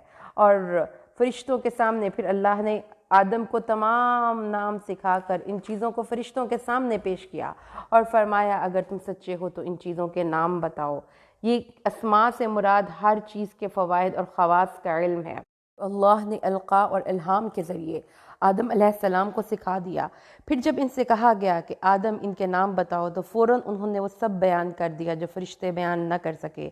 اس طرح اللہ نے فرشتوں پر آدم کی تخلیق کی حکمت واضح کر دی۔ اور دوسرا، دنیا کا نظام چلانے کے لیے علم کی اہمیت اور فضیلت بیان فرما دی، اور یہ فرمایا، اور جب یہ حکمت اور اہمیت فرشتوں پر واضح ہو گئی تو انہوں نے اپنے قصور اور کم فہمی کا اعتراف کر لیا۔ سب نے کہا اے اللہ، تیری ذات پاک ہے، ہمیں تو صرف اتنا ہی علم ہے جتنا تو نے ہمیں سکھا رکھا ہے، پورے علم و حکمت والا تو ہی ہے۔ اللہ نے حضرت آدم سے فرمایا تم ان سب کے نام بتا دو۔ جب انہوں نے نام بتا دیے تو فرمایا کیا میں نے تمہیں پہلے ہی نہ کہا تھا کہ زمینوں اور آسمانوں کا غیب میں ہی جانتا ہوں، اور میرے علم میں ہے جو تم ظاہر کر رہے ہو اور جو تم چھپاتے ہو۔ جب ہم نے فرشتوں سے کہا کہ آدم کو سجدہ کرو تو ابلیس کے سوا سب نے سجدہ کیا، اس نے انکار کیا۔ ابلیس نے سجدے سے انکار کیا اور راندہ درگاہ ہوا۔ ابلیس حسب صراحت قرآن جنات میں سے تھا، لیکن اللہ نے اسے اعزازاً فرشتوں میں شامل کر رکھا تھا، اس لیے بحکم الہی اس کا بھی سجدہ کرنا ضروری تھا، لیکن اس نے حسد اور تکبر کی بنا پر سجدہ کرنے سے انکار کر دیا۔ یعنی حسد اور تکبر وہ گناہ ہے جن کا ارتکاب انسانوں کی دنیا میں، انسانوں کی تخلیق میں سب سے پہلے ہوا، حسد اور تکبر، اور وہ اس کا مرتکب ابلیس تھا۔ ابلیس کے سوا سب نے سجدہ کیا، اس نے انکار کیا اور تکبر کیا اور کافروں میں سے ہو گیا۔ یعنی اللہ کو تو پہلے ہی معلوم تھا، لیکن اس کا کفر واضح ہو گیا۔ ہم نے کہہ دیا اے آدم تم اور تمہاری بیوی جنت میں رہو۔ حضرت آدم علیہ السلام کی یہ تیسری فضیلت ہے جو ان کو عطا کی گئی، یعنی جنت کو ان کا مسکن بنا دیا گیا، اور جہاں کہیں سے چاہو با فراغت کھاؤ پیو، لیکن اس درخت کے قریب بھی مت جانا۔ یہ درخت کس چیز کا تھا اس کے بارے میں قرآن و حدیث میں کوئی صراحت نہیں ہے، ورنہ ظالم ہو جاؤ گے، لیکن شیطان نے ان کو بہکا کر وہاں سے نکلوا ہی دیا، اور ہم نے کہہ دیا اتر جاؤ تم سب ایک دوسرے کے دشمن ہو۔ آدم علیہ السلام اور شیطان آپس میں دشمن ہیں۔ بنی نوع انسان کو شیطان دشمنی سے بہکاتا ہے، اور ایک وقت مقرر تک تمہارے لیے زمین میں ٹھہرنا اور فائدہ اٹھانا ہے۔ اور جب آدم علیہ السلام اپنے رب سے چند باتیں سیکھ لیں، یعنی آدم پشیمانی میں ڈوبے دنیا میں آئے تو توبہ استغفار میں مصروف ہو گئے۔ اس موقع پر اللہ نے اپنی رہنمائی اور دستگیری فرمائی اور وہ کلمات معافی سکھا دیے جو سورۃ الاعراف میں بیان ہوئے ہیں، اور وہ کیا ہیں؟ ربنا ظلمنا انفسنا وان لم تغفر لنا وترحمنا لنکونن من الخاسرین۔ اور اللہ تعالیٰ نے ان کی توبہ قبول فرمائی، بے شک وہی توبہ قبول کرنے والا بے حد رحم کرنے والا ہے۔ اور ہم نے کہا تم سب یہاں سے چلے جاؤ، جب کبھی تمہارے پاس میری پاس کے کوئی ہدایت پہنچے تو جو اس کی تابعداری کرے گا اس پر کوئی خوف اور کوئی غم نہیں ہوگا، اور جو اس کا انکار کر کے ہماری آیات کو جھٹلائے گا تو پھر وہ جہنمی ہے، وہ ہمیشہ اسی میں رہیں گے۔ قبولت اللہ نے حضرت آدم کی توبہ قبول کرنے کے باوجود ان کو دوبارہ جنت میں آباد کرنے کے بجائے دنیا ہی میں رہ کر حصول جنت کی تلقین کی، اور فرمایا کہ جو شخص انبیاء کرام کے ذریعے آنے والی ہدایت اور ضابطے کے مطابق زندگی بسر کرے گا اور وہ اس کو قبول کر لے گا، وہ جنت کا سزاوار ہے، جس میں نہ کوئی حزن ہوگا اور نہ ہی کوئی خوف ہوگا۔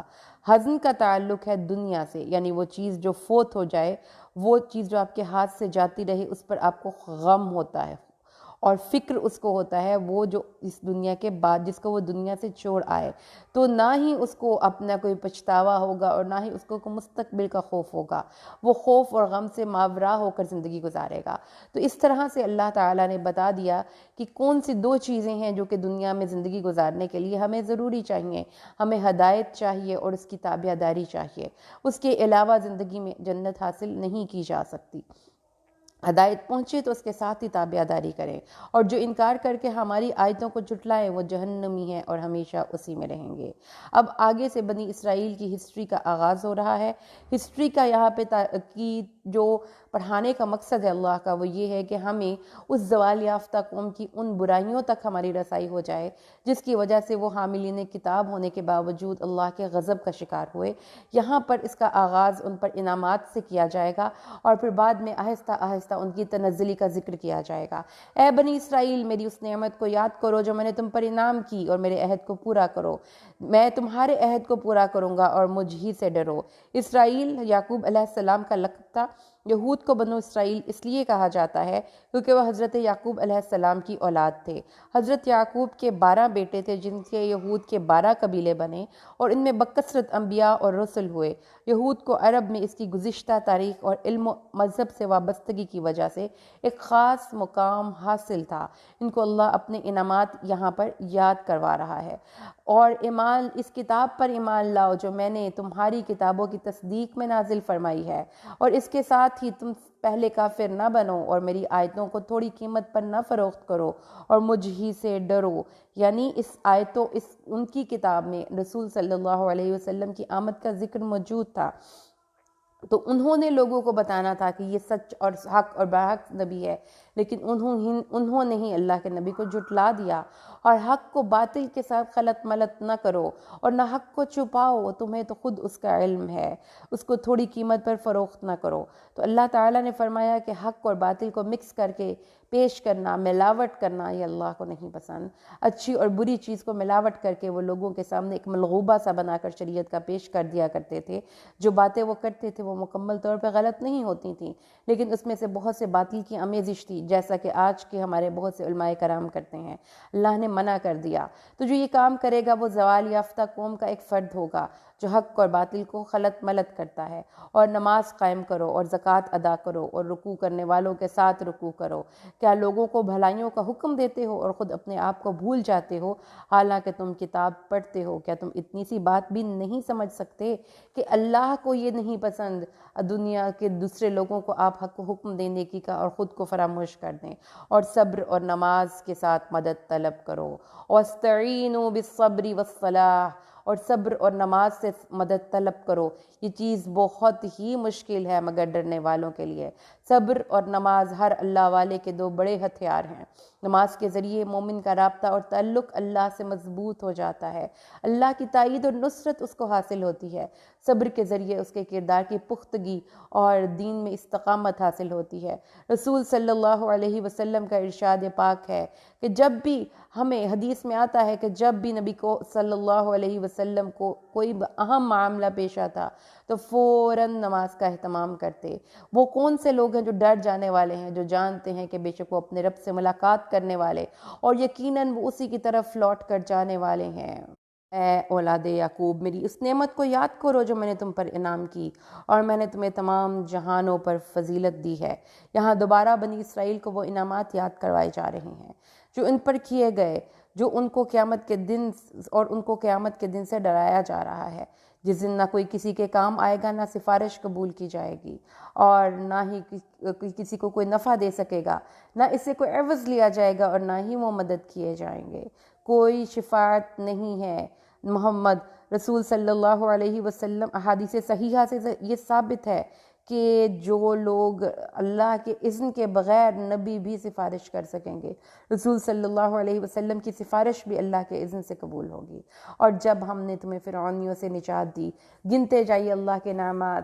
اللہ تعالیٰ نے بتایا کہ جب ہم نے تمہیں فرعونیوں سے نجات دی جو تمہیں بدترین عذاب دیتے تھے، تمہارے لڑکوں کو تو مار ڈالتے تھے، تمہاری لڑکیوں کو زندہ چھوڑتے تھے، اور اس نجات دینے میں تمہارے رب کی بڑی مہربانی تھی۔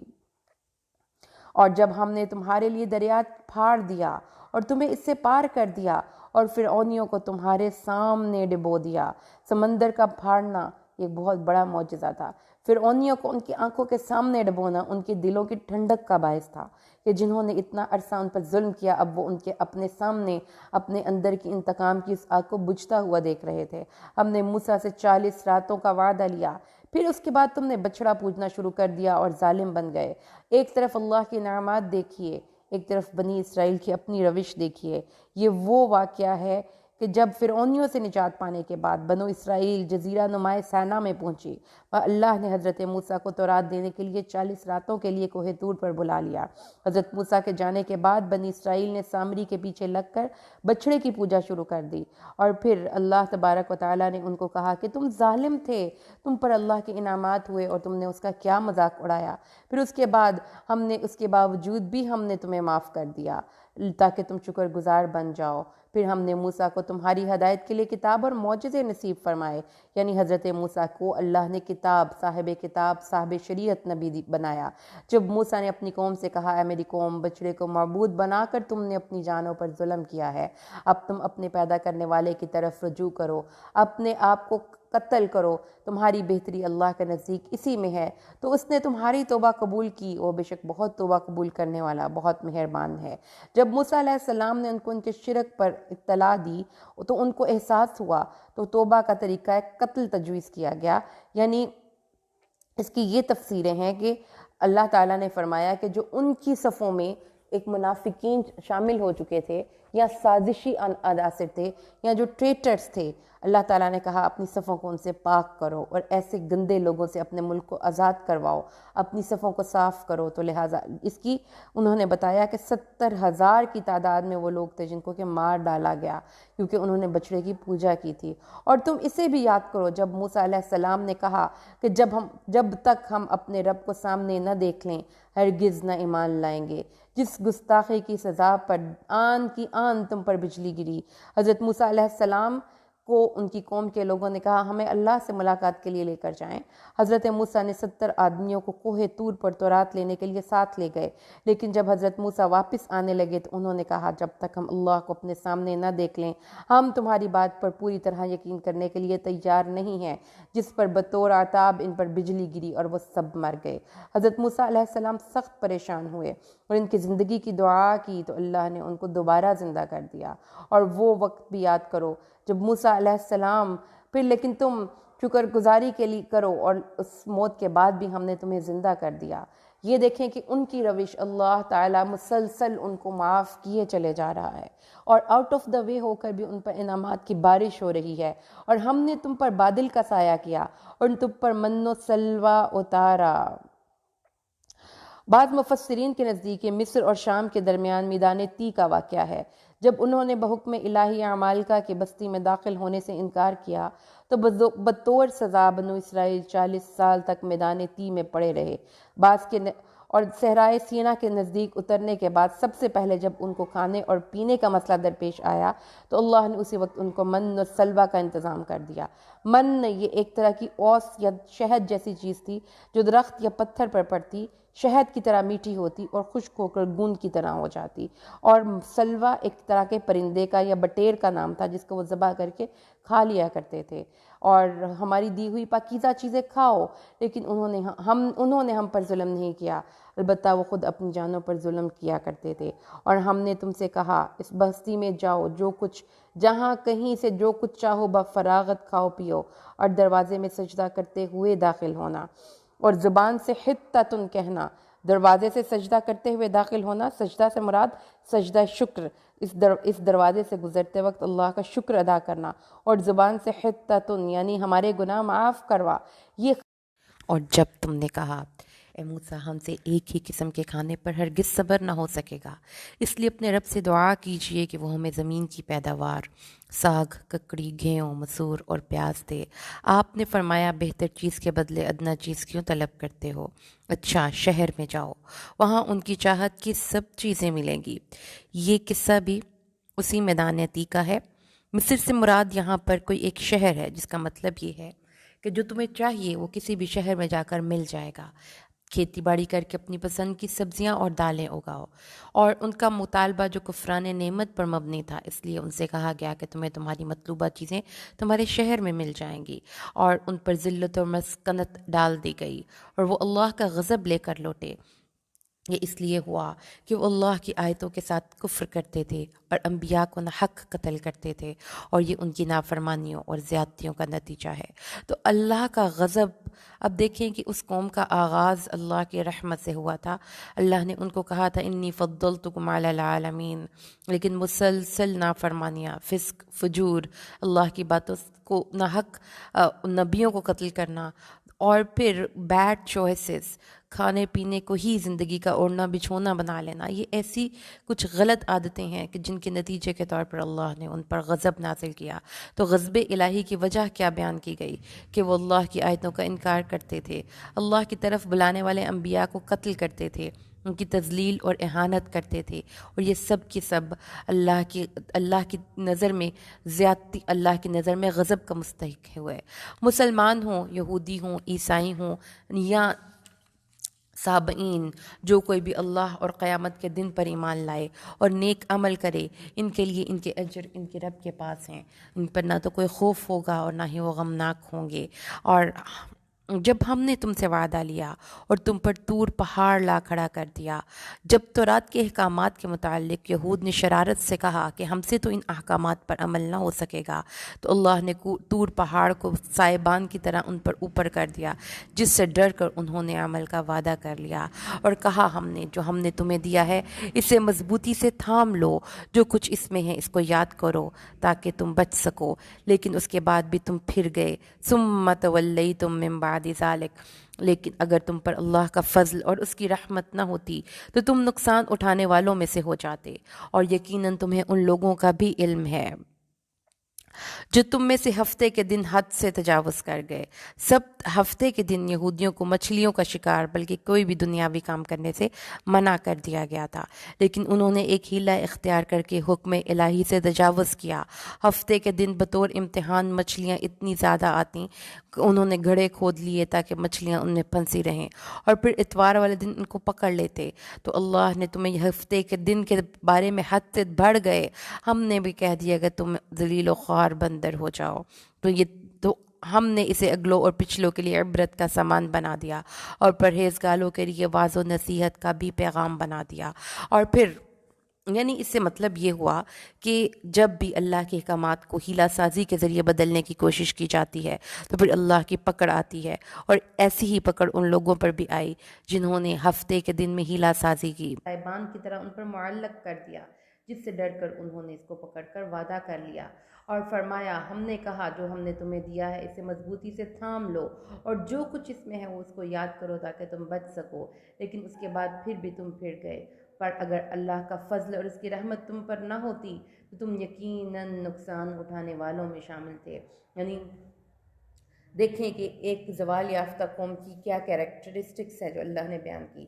حق اور باطل میں خلط ملط کرتے تھے، اللہ کی نعمتوں کا انکار کرتے تھے، وہ لوگ بالکل چھوٹا سوچتے تھے، ان کی زندگی ان کی صبح اور شام کھانے اور پینے سے ہی کے متعلق ہی گزر جاتی تھی۔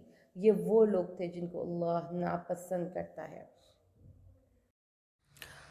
اور جب موسیٰ نے اپنی قوم سے کہا اللہ تمہیں گائے ذبح کرنے کا حکم دیتا ہے تو انہوں نے کہا ہم سے مذاق کیوں کرتے ہو؟ آپ نے جواب دیا میں ایسا جاہل ہونے سے اللہ کی پناہ پکڑتا ہوں۔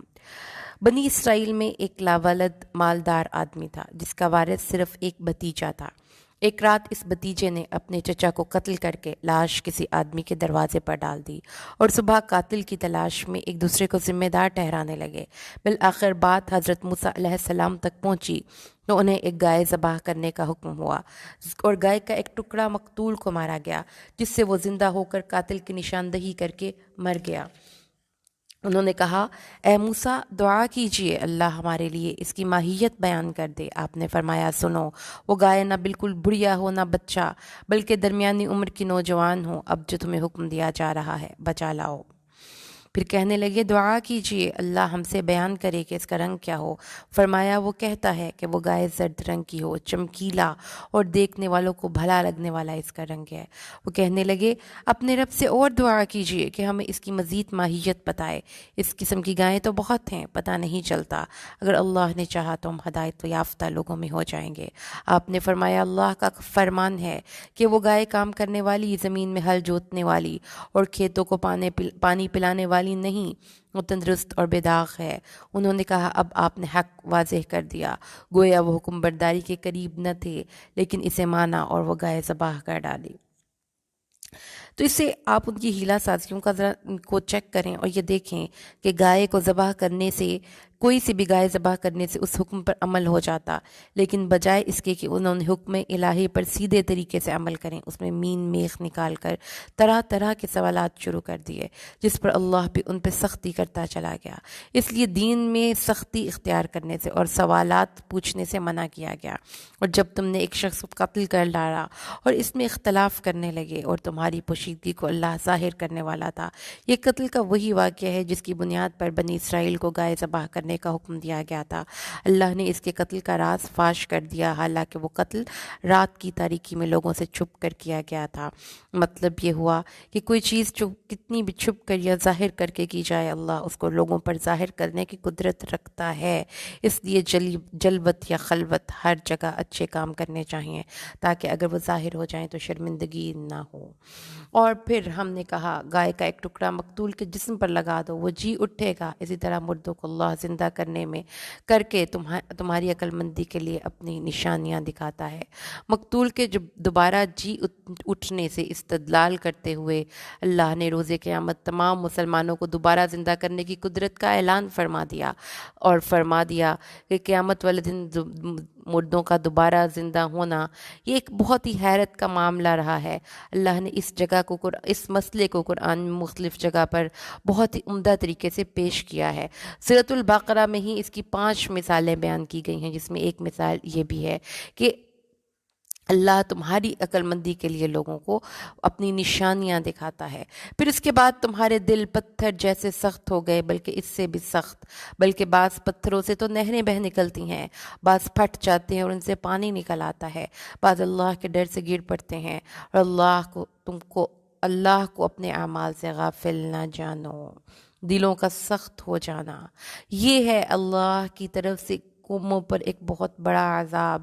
اللہ نے فرمایا کہ وہ قوم ایسی قوم تھی جس کو اللہ نے ہر جگہ پر آؤٹ آف دا وے ہو کر نوازا، لیکن انہوں نے ہر جگہ پر ان انعامات کا مذاق اڑایا، اس کو فور گرانٹڈ لیا، تو نتیجہ کیا نکلا؟ جب ان کے دل میں توبہ اور استغفار کا جذبہ پیدا نہیں ہوا، مزید تکبر اور اناد میں اضافہ ہوا، تو ان کے دل پتھر کی طرح سخت ہو گئے۔ دلوں کا سخت ہو جانا افراد اور امتوں کے لیے سخت تباہ کن اور اس بات کی علامت ہوتا ہے کہ دلوں سے اثر پذیری کی صلاحیت سلب ہو گئی ہے، قبول حق کی استعداد ختم ہو گئی ہے۔ اس کے بعد ان کی توقع، اصلاح کی توقع کم ہو جاتی ہے، ان میں مکمل فنا اور تباہی کا اندیشہ زیادہ ہو جاتا ہے۔ لیکن اللہ نے فرمایا کہ نہیں، تمہارے دل پتھر نہیں ہیں، کیونکہ پتھر بھی اللہ کے ڈر سے گر پڑتے ہیں۔ بعض پتھروں سے بھی نہریں پھٹ پڑتی ہیں، بعض پتھروں سے بھی پانی نکل آتے ہیں، جس سے یہ پتہ چلتا ہے کہ پتھر بھی اپنی اندر احساسات اور ادراک کی کوالٹی رکھتے ہیں، اور وہ اللہ کے ڈر سے روتے ہیں۔ اور اسی وجہ سے کوئی شخص کتنا بھی پتھر دل کیوں نہ ہو، اس سے ہمیں خیر کی توقع رکھتے ہی رہنی چاہیے، کیونکہ اللہ نے بھی یہاں پہ یہی فرمایا کہ کچھ پتھروں کی بھی مختلف اقسام ہیں، اور ان پتھروں میں سے کچھ پتھر ایسے ہیں جو اللہ کے ڈر سے گر پڑتے ہیں۔ اے مسلمانوں، کیا تمہاری یہ خواہش ہے کہ یہ لوگ ایماندار بن جائیں؟ حالانکہ ان میں سے ایسے لوگ بھی ہیں جو اللہ کے کلام کو سن کر علم اور عقل والے ہوتے ہوئے بھی بدل ڈالا کرتے ہیں۔ اہل ایمان سے خطاب کر کے یہودیوں کے متعلق یہ کہا جا رہا ہے کہ دیکھو، ان میں ایمان لانے کی امید بالکل صفر ہے۔ کلام الہی کو جانتے بوجھتے تخریف کرنے والے لوگ، اپنے تعصبات کی وجہ سے دنیاوی مفادات پر کسی قسم کا کمپرومائز نہ کرنے والے لوگ گمراہی کی ایسی دلدل میں پھنس چکے ہیں جس سے وہ نکل نہیں پائیں گے۔ اے مسلمانوں، یہ لوگ جو اللہ کے کلام کو بدل ڈالتے ہیں، یہ کیسے ایمان کے راستے پر چل سکتے ہیں؟ یعنی وہ لوگ جو اللہ کے کلام کو بدل ڈالتے ہیں، وہ یہود کے علماء ہوں یا مسلمانوں کے علماء ہوں، وہ گمراہی کی اتھاہ گہرائیوں میں جا گرتے ہیں۔ جب ایمان والوں سے ملتے ہیں تو اپنی ایمانداری ظاہر کرتے ہیں، جب آپس میں ملتے ہیں تو کہتے ہیں مسلمانوں کو وہ باتیں کیوں پہنچاتے ہو جو اللہ نے خاص تمہیں سکھائی ہیں۔ جب یہ بات یہودیوں کے منافقانہ کردار کی نقاب کشائی ہو رہی ہے کہ جب وہ مسلمانوں کے ساتھ ہوتے تھے تو اپنے ایمان کا اظہار بڑے ہی شد و مت سے کرتے تھے، اور جب آپس میں ملتے تھے تو ایک دوسرے کو ملامت شروع کر دیتے کہ اپنی کتاب کی ایسی باتیں جس سے صرف تم واقف ہو، جس سے رسول عربی کی صداقت واضح ہو جاتی ہے، تم ان کو کیوں بتاتے ہو؟ تم تو اپنے ہی ہاتھ سے ایک حجت ان کے ہاتھ میں تھما رہے ہو جو اللہ کے خلاف، جو تمہارے خلاف بارگاہ الہی میں پیش کریں گے۔ کیا یہ نہیں جانتے اللہ ان کی پوشیدگی اور ظاہر داری سب کو جانتا ہے؟ اللہ اور ان میں سے بعض ان پڑھ ایسے بھی ہیں جو کتاب کے صرف ظاہری الفاظ کو ہی جانتے ہیں۔ وَمِنْهُمْ أُمِّيُّونَ لَا يَعْلَمُونَ الْكِتَابَ إِلَّا أَمَانِيَّ وَإِنْهُمْ إِلَّا يَظُنُّونَ۔ اور اللہ کہتا ہے ان پڑھ کون ہے؟ ہماری ڈکشنری میں ان پڑھ وہ ہے جو لکھنا پڑھنا نہ جانتا ہو، جس کے پاس دنیاوی علم نہ ہو۔ اللہ کہتا ہے کہ جس کے پاس کتاب اللہ کا علم نہیں ہے وہ ان پڑھ ہیں۔ وہ لوگ جو اللہ کی کتاب سے ناواقف ہیں وہ ان پڑھ ہیں، اور وہ صرف گمان اور اٹکل پر ہی اپنی زندگیاں گزار رہے ہیں۔ اللہ اہل علم کے ان پڑھ لوگ کہ تورات سے بے خبر، وہ بنی اسرائیل کے عام عوام تورات سے بے خبر تھے، لیکن ان کو آرزویں ان کے علماء نے دکھا رکھی تھی کہ ہم چنیدہ قوم ہیں اور ہم ہی جنت میں جائیں گے، اور ہم ان آرزوؤں پر گزارا کر رہے تھے کہ دنیا کی زندگی صرف چند دن کی ہے اور ہم جنت ہمارے ہی لیے ریزروڈ ہے۔ تو ان لوگوں کے لیے ویل ہے جو اپنے ہاتھوں کی لکھی ہوئی کتاب کو اللہ کی طرف کی کتاب کہتے ہیں اور اس طرح دنیا کماتے ہیں۔ ان کے ہاتھوں کی لکھائی کو ان کی کمائی کے لیے ویل اور افسوس ہے۔ یہ یہود کی جسارت اور خوف الہی سے بے نیازی کی وضاحت ہے کہ وہ اپنے ہاتھوں سے مسئلے گھڑتے ہیں اور ببانگ دہل یہ باور کرواتے ہیں کہ اللہ کی طرف سے ہے۔ حدیث کی روح سے ویل جہنم کی ایک وادی بھی ہے جس کی گہرائی اتنی ہے کہ ایک کافر کو اس کی تہ تک پہنچنے میں 40 سال لگیں گے۔ اللہم لا تجعلنا برحمتک منہم۔ وہ لوگ یہ کہتے ہیں کہ ہم لوگ صرف چند روز ہی جہنم میں رہیں گے۔ ان سے کہو کیا تمہارے پاس اللہ تعالیٰ کا کوئی پروانہ ہے؟ اگر ہے تو یقیناً اللہ اپنے وعدے کے خلاف نہیں کرے گا، ہرگز نہیں، بلکہ تم تو اللہ کے ذمے وہ باتیں لگاتے ہو جنہیں تم جانتے تک نہیں ہو۔ یہود یہ کہا کرتے تھے کہ دنیا کی کل عمر 7000 سال ہے اور ہم ہر 1000 سال کے بدلے میں ایک دن جہنم میں رہیں گے۔ اس حساب سے ہم صرف 7 دن جہنم میں رہیں گے۔ کچھ کہتے تھے کہ ہم صرف 40 دن بچڑے کی عبادت کی وجہ سے دوزخ میں چلیں گے۔ اللہ نے فرمایا کہ تم نے اللہ سے عہد لے رکھا ہے؟ نہیں، یہ غلط ہے، تم اللہ پر جھوٹ باندھتے ہو۔ ایسی باتیں جس کو تم نہیں جانتے تم ان کا چرچا اور پرچار کر رہے ہو۔ یقیناً بلا من کسب سیئہ، یقیناً جس نے بھی برے کام کیے اور اس کی نافرمانیوں نے اس کو گھیر لیا، وہ ہمیشہ کے لیے جہنمی ہے، اور جو لوگ ایمان لائیں اور نیک کام کریں وہ جنتی ہیں جو جنت میں ہمیشہ رہیں گے۔ جب ان کے سروں پر کوہ طور کو معلق کیا تو اللہ نے بنی اسرائیل سے کیا وعدہ لیا؟ جب ہم نے بنی اسرائیل سے وعدہ لیا کہ تم اللہ کے سوا کسی دوسرے کی عبادت نہ کرنا اور ماں باپ کے ساتھ اچھا سلوک کرنا، اسی طرح قرابت داروں، یتیموں اور مسکینوں کے ساتھ، اور لوگوں کو اچھی باتیں کہنا، وَقُولُوا لِلنَّاسِ حُسْنًا، اور لوگوں سے اچھی عمدہ اخلاق سے بات کرنا، اور نماز قائم کرنا اور زکوٰۃ دیتے رہنا، لیکن تھوڑے سے لوگوں کے سوا تم سب پھر گئے اور منہ موڑ لیا۔ اور جب ہم نے تم سے وعدہ لیا کہ آپس میں خون نہ بہانا، آپس والوں کو جلا وطن نہ کرنا، تم نے اقرار کیا اور تم اس کے شاہد تھے۔ ان آیات میں وہ عہد و پیمان بیان کیا جا رہا ہے جو بنی اسرائیل سے لیا گیا تھا، لیکن انہوں نے اس سے اعراض کیا، اور اللہ تعالیٰ نے ان کو یہ بتا دیا کہ نبی کریم صلی اللہ علیہ وسلم کے دور میں جو 2 قبائل تھے، اوس اور خزرج، ان کی آئے دن آپس میں جنگ رہتی تھی۔ یہود مدینہ کے 3 قبائل تھے، بنو قینقاع، بنو نذیر اور بنو قریظہ، یہ بھی آپس میں برسرے پیکار رہتے تھے۔ بنو قریظہ اوس کے حلیف اور بنو قینقاع بنو نذیر اور خزرج کے حلیف تھے۔ جنگ میں یہ اپنے اپنے حلیفوں اور ساتھیوں کی مدد کرتے اور اپنے ہی ہم مذہب یہودیوں کو قتل کرتے، ان کے گھروں کو لوٹتے اور انہیں جلا وطن کر دیتے۔ حالانکہ تورات کے مطابق ایسا کرنا ان کے لیے حرام تھا، لیکن پھر انہی یہودیوں کو جب وہ مغلوب ہونے کی وجہ سے قیدی بن جاتے تو فدیہ دے کر چھڑا لیتے اور کہتے کہ ہمیں تورات میں بھی یہی حکم دیا گیا ہے۔ اس آیت میں اللہ نے فرمایا، جب ہم نے تم سے وعدہ لیا کہ آپس میں خون نہ بہانا، آپس والوں کو جلا وطن نہ کرنا، تم نے اقرار کیا اور تم اس کے شاہد تھے، لیکن پھر بھی تم نے آپس میں قتل کیا، آپس کے ایک فرقے کو جلا وطن بھی کیا، اور گناہ اور زیادتی کے کاموں میں ان کے خلاف ایک دوسرے کی طرف داری بھی کی۔ ہاں، جب وہ قیدی ہو کر تمہارے پاس آئے تو تم نے ان کے فدیے دیے، لیکن ان کا نکالنا جو تم پر حرام تھا اس کا کچھ خیال نہ کیا۔ کیا بعض احکام پر ایمان رکھتے ہو اور بعض کے ساتھ کفر کرتے ہو؟ جو تم میں سے ایسا کرے اس کی سزا اس کے سوا اور کیا ہو کہ دنیا میں رسوائی اور قیامت کے دن سخت عذاب کی مار، اور اللہ تمہارے اعمال سے بے خبر نہیں۔ تو رات میں انہوں نے اپنی کتاب کو، شریعت کو موم کی ناک بنا لیا، بعض چیزوں پر ایمان لاتے تھے اور بعض کو ترک کرتے تھے، کسی حکم پر عمل کرتے تھے اور کسی وقت شریعت کے کسی حکم کو اہمیت ہی نہیں دیتے تھے۔ قتل، اخراج، ایک دوسرے کے خلاف مدد کرنا، یہ سب ان کی شریعت میں حرام تھا۔ انہوں نے بعض امور کا تو ارتکاب کیا اور بعض پر عمل کر لیا، اور اللہ تعالیٰ نے فرمایا جو شخص یہ کرتا ہے اس کی سزا اس کے سوا اور کیا ہوگی کہ دنیا میں رسوائی اور قیامت کے دن سخت عذاب کی مار، اور اللہ تمہارے اعمال سے بے خبر نہیں ہے۔ یہ وہ لوگ ہیں جنہوں نے دنیا کی زندگی کو آخرت کے بدلے میں خرید لیا ہے، ان کے تو نہ تو عذاب ہلکے ہوں گے اور نہ ہی ان کی مدد کی جائے گی۔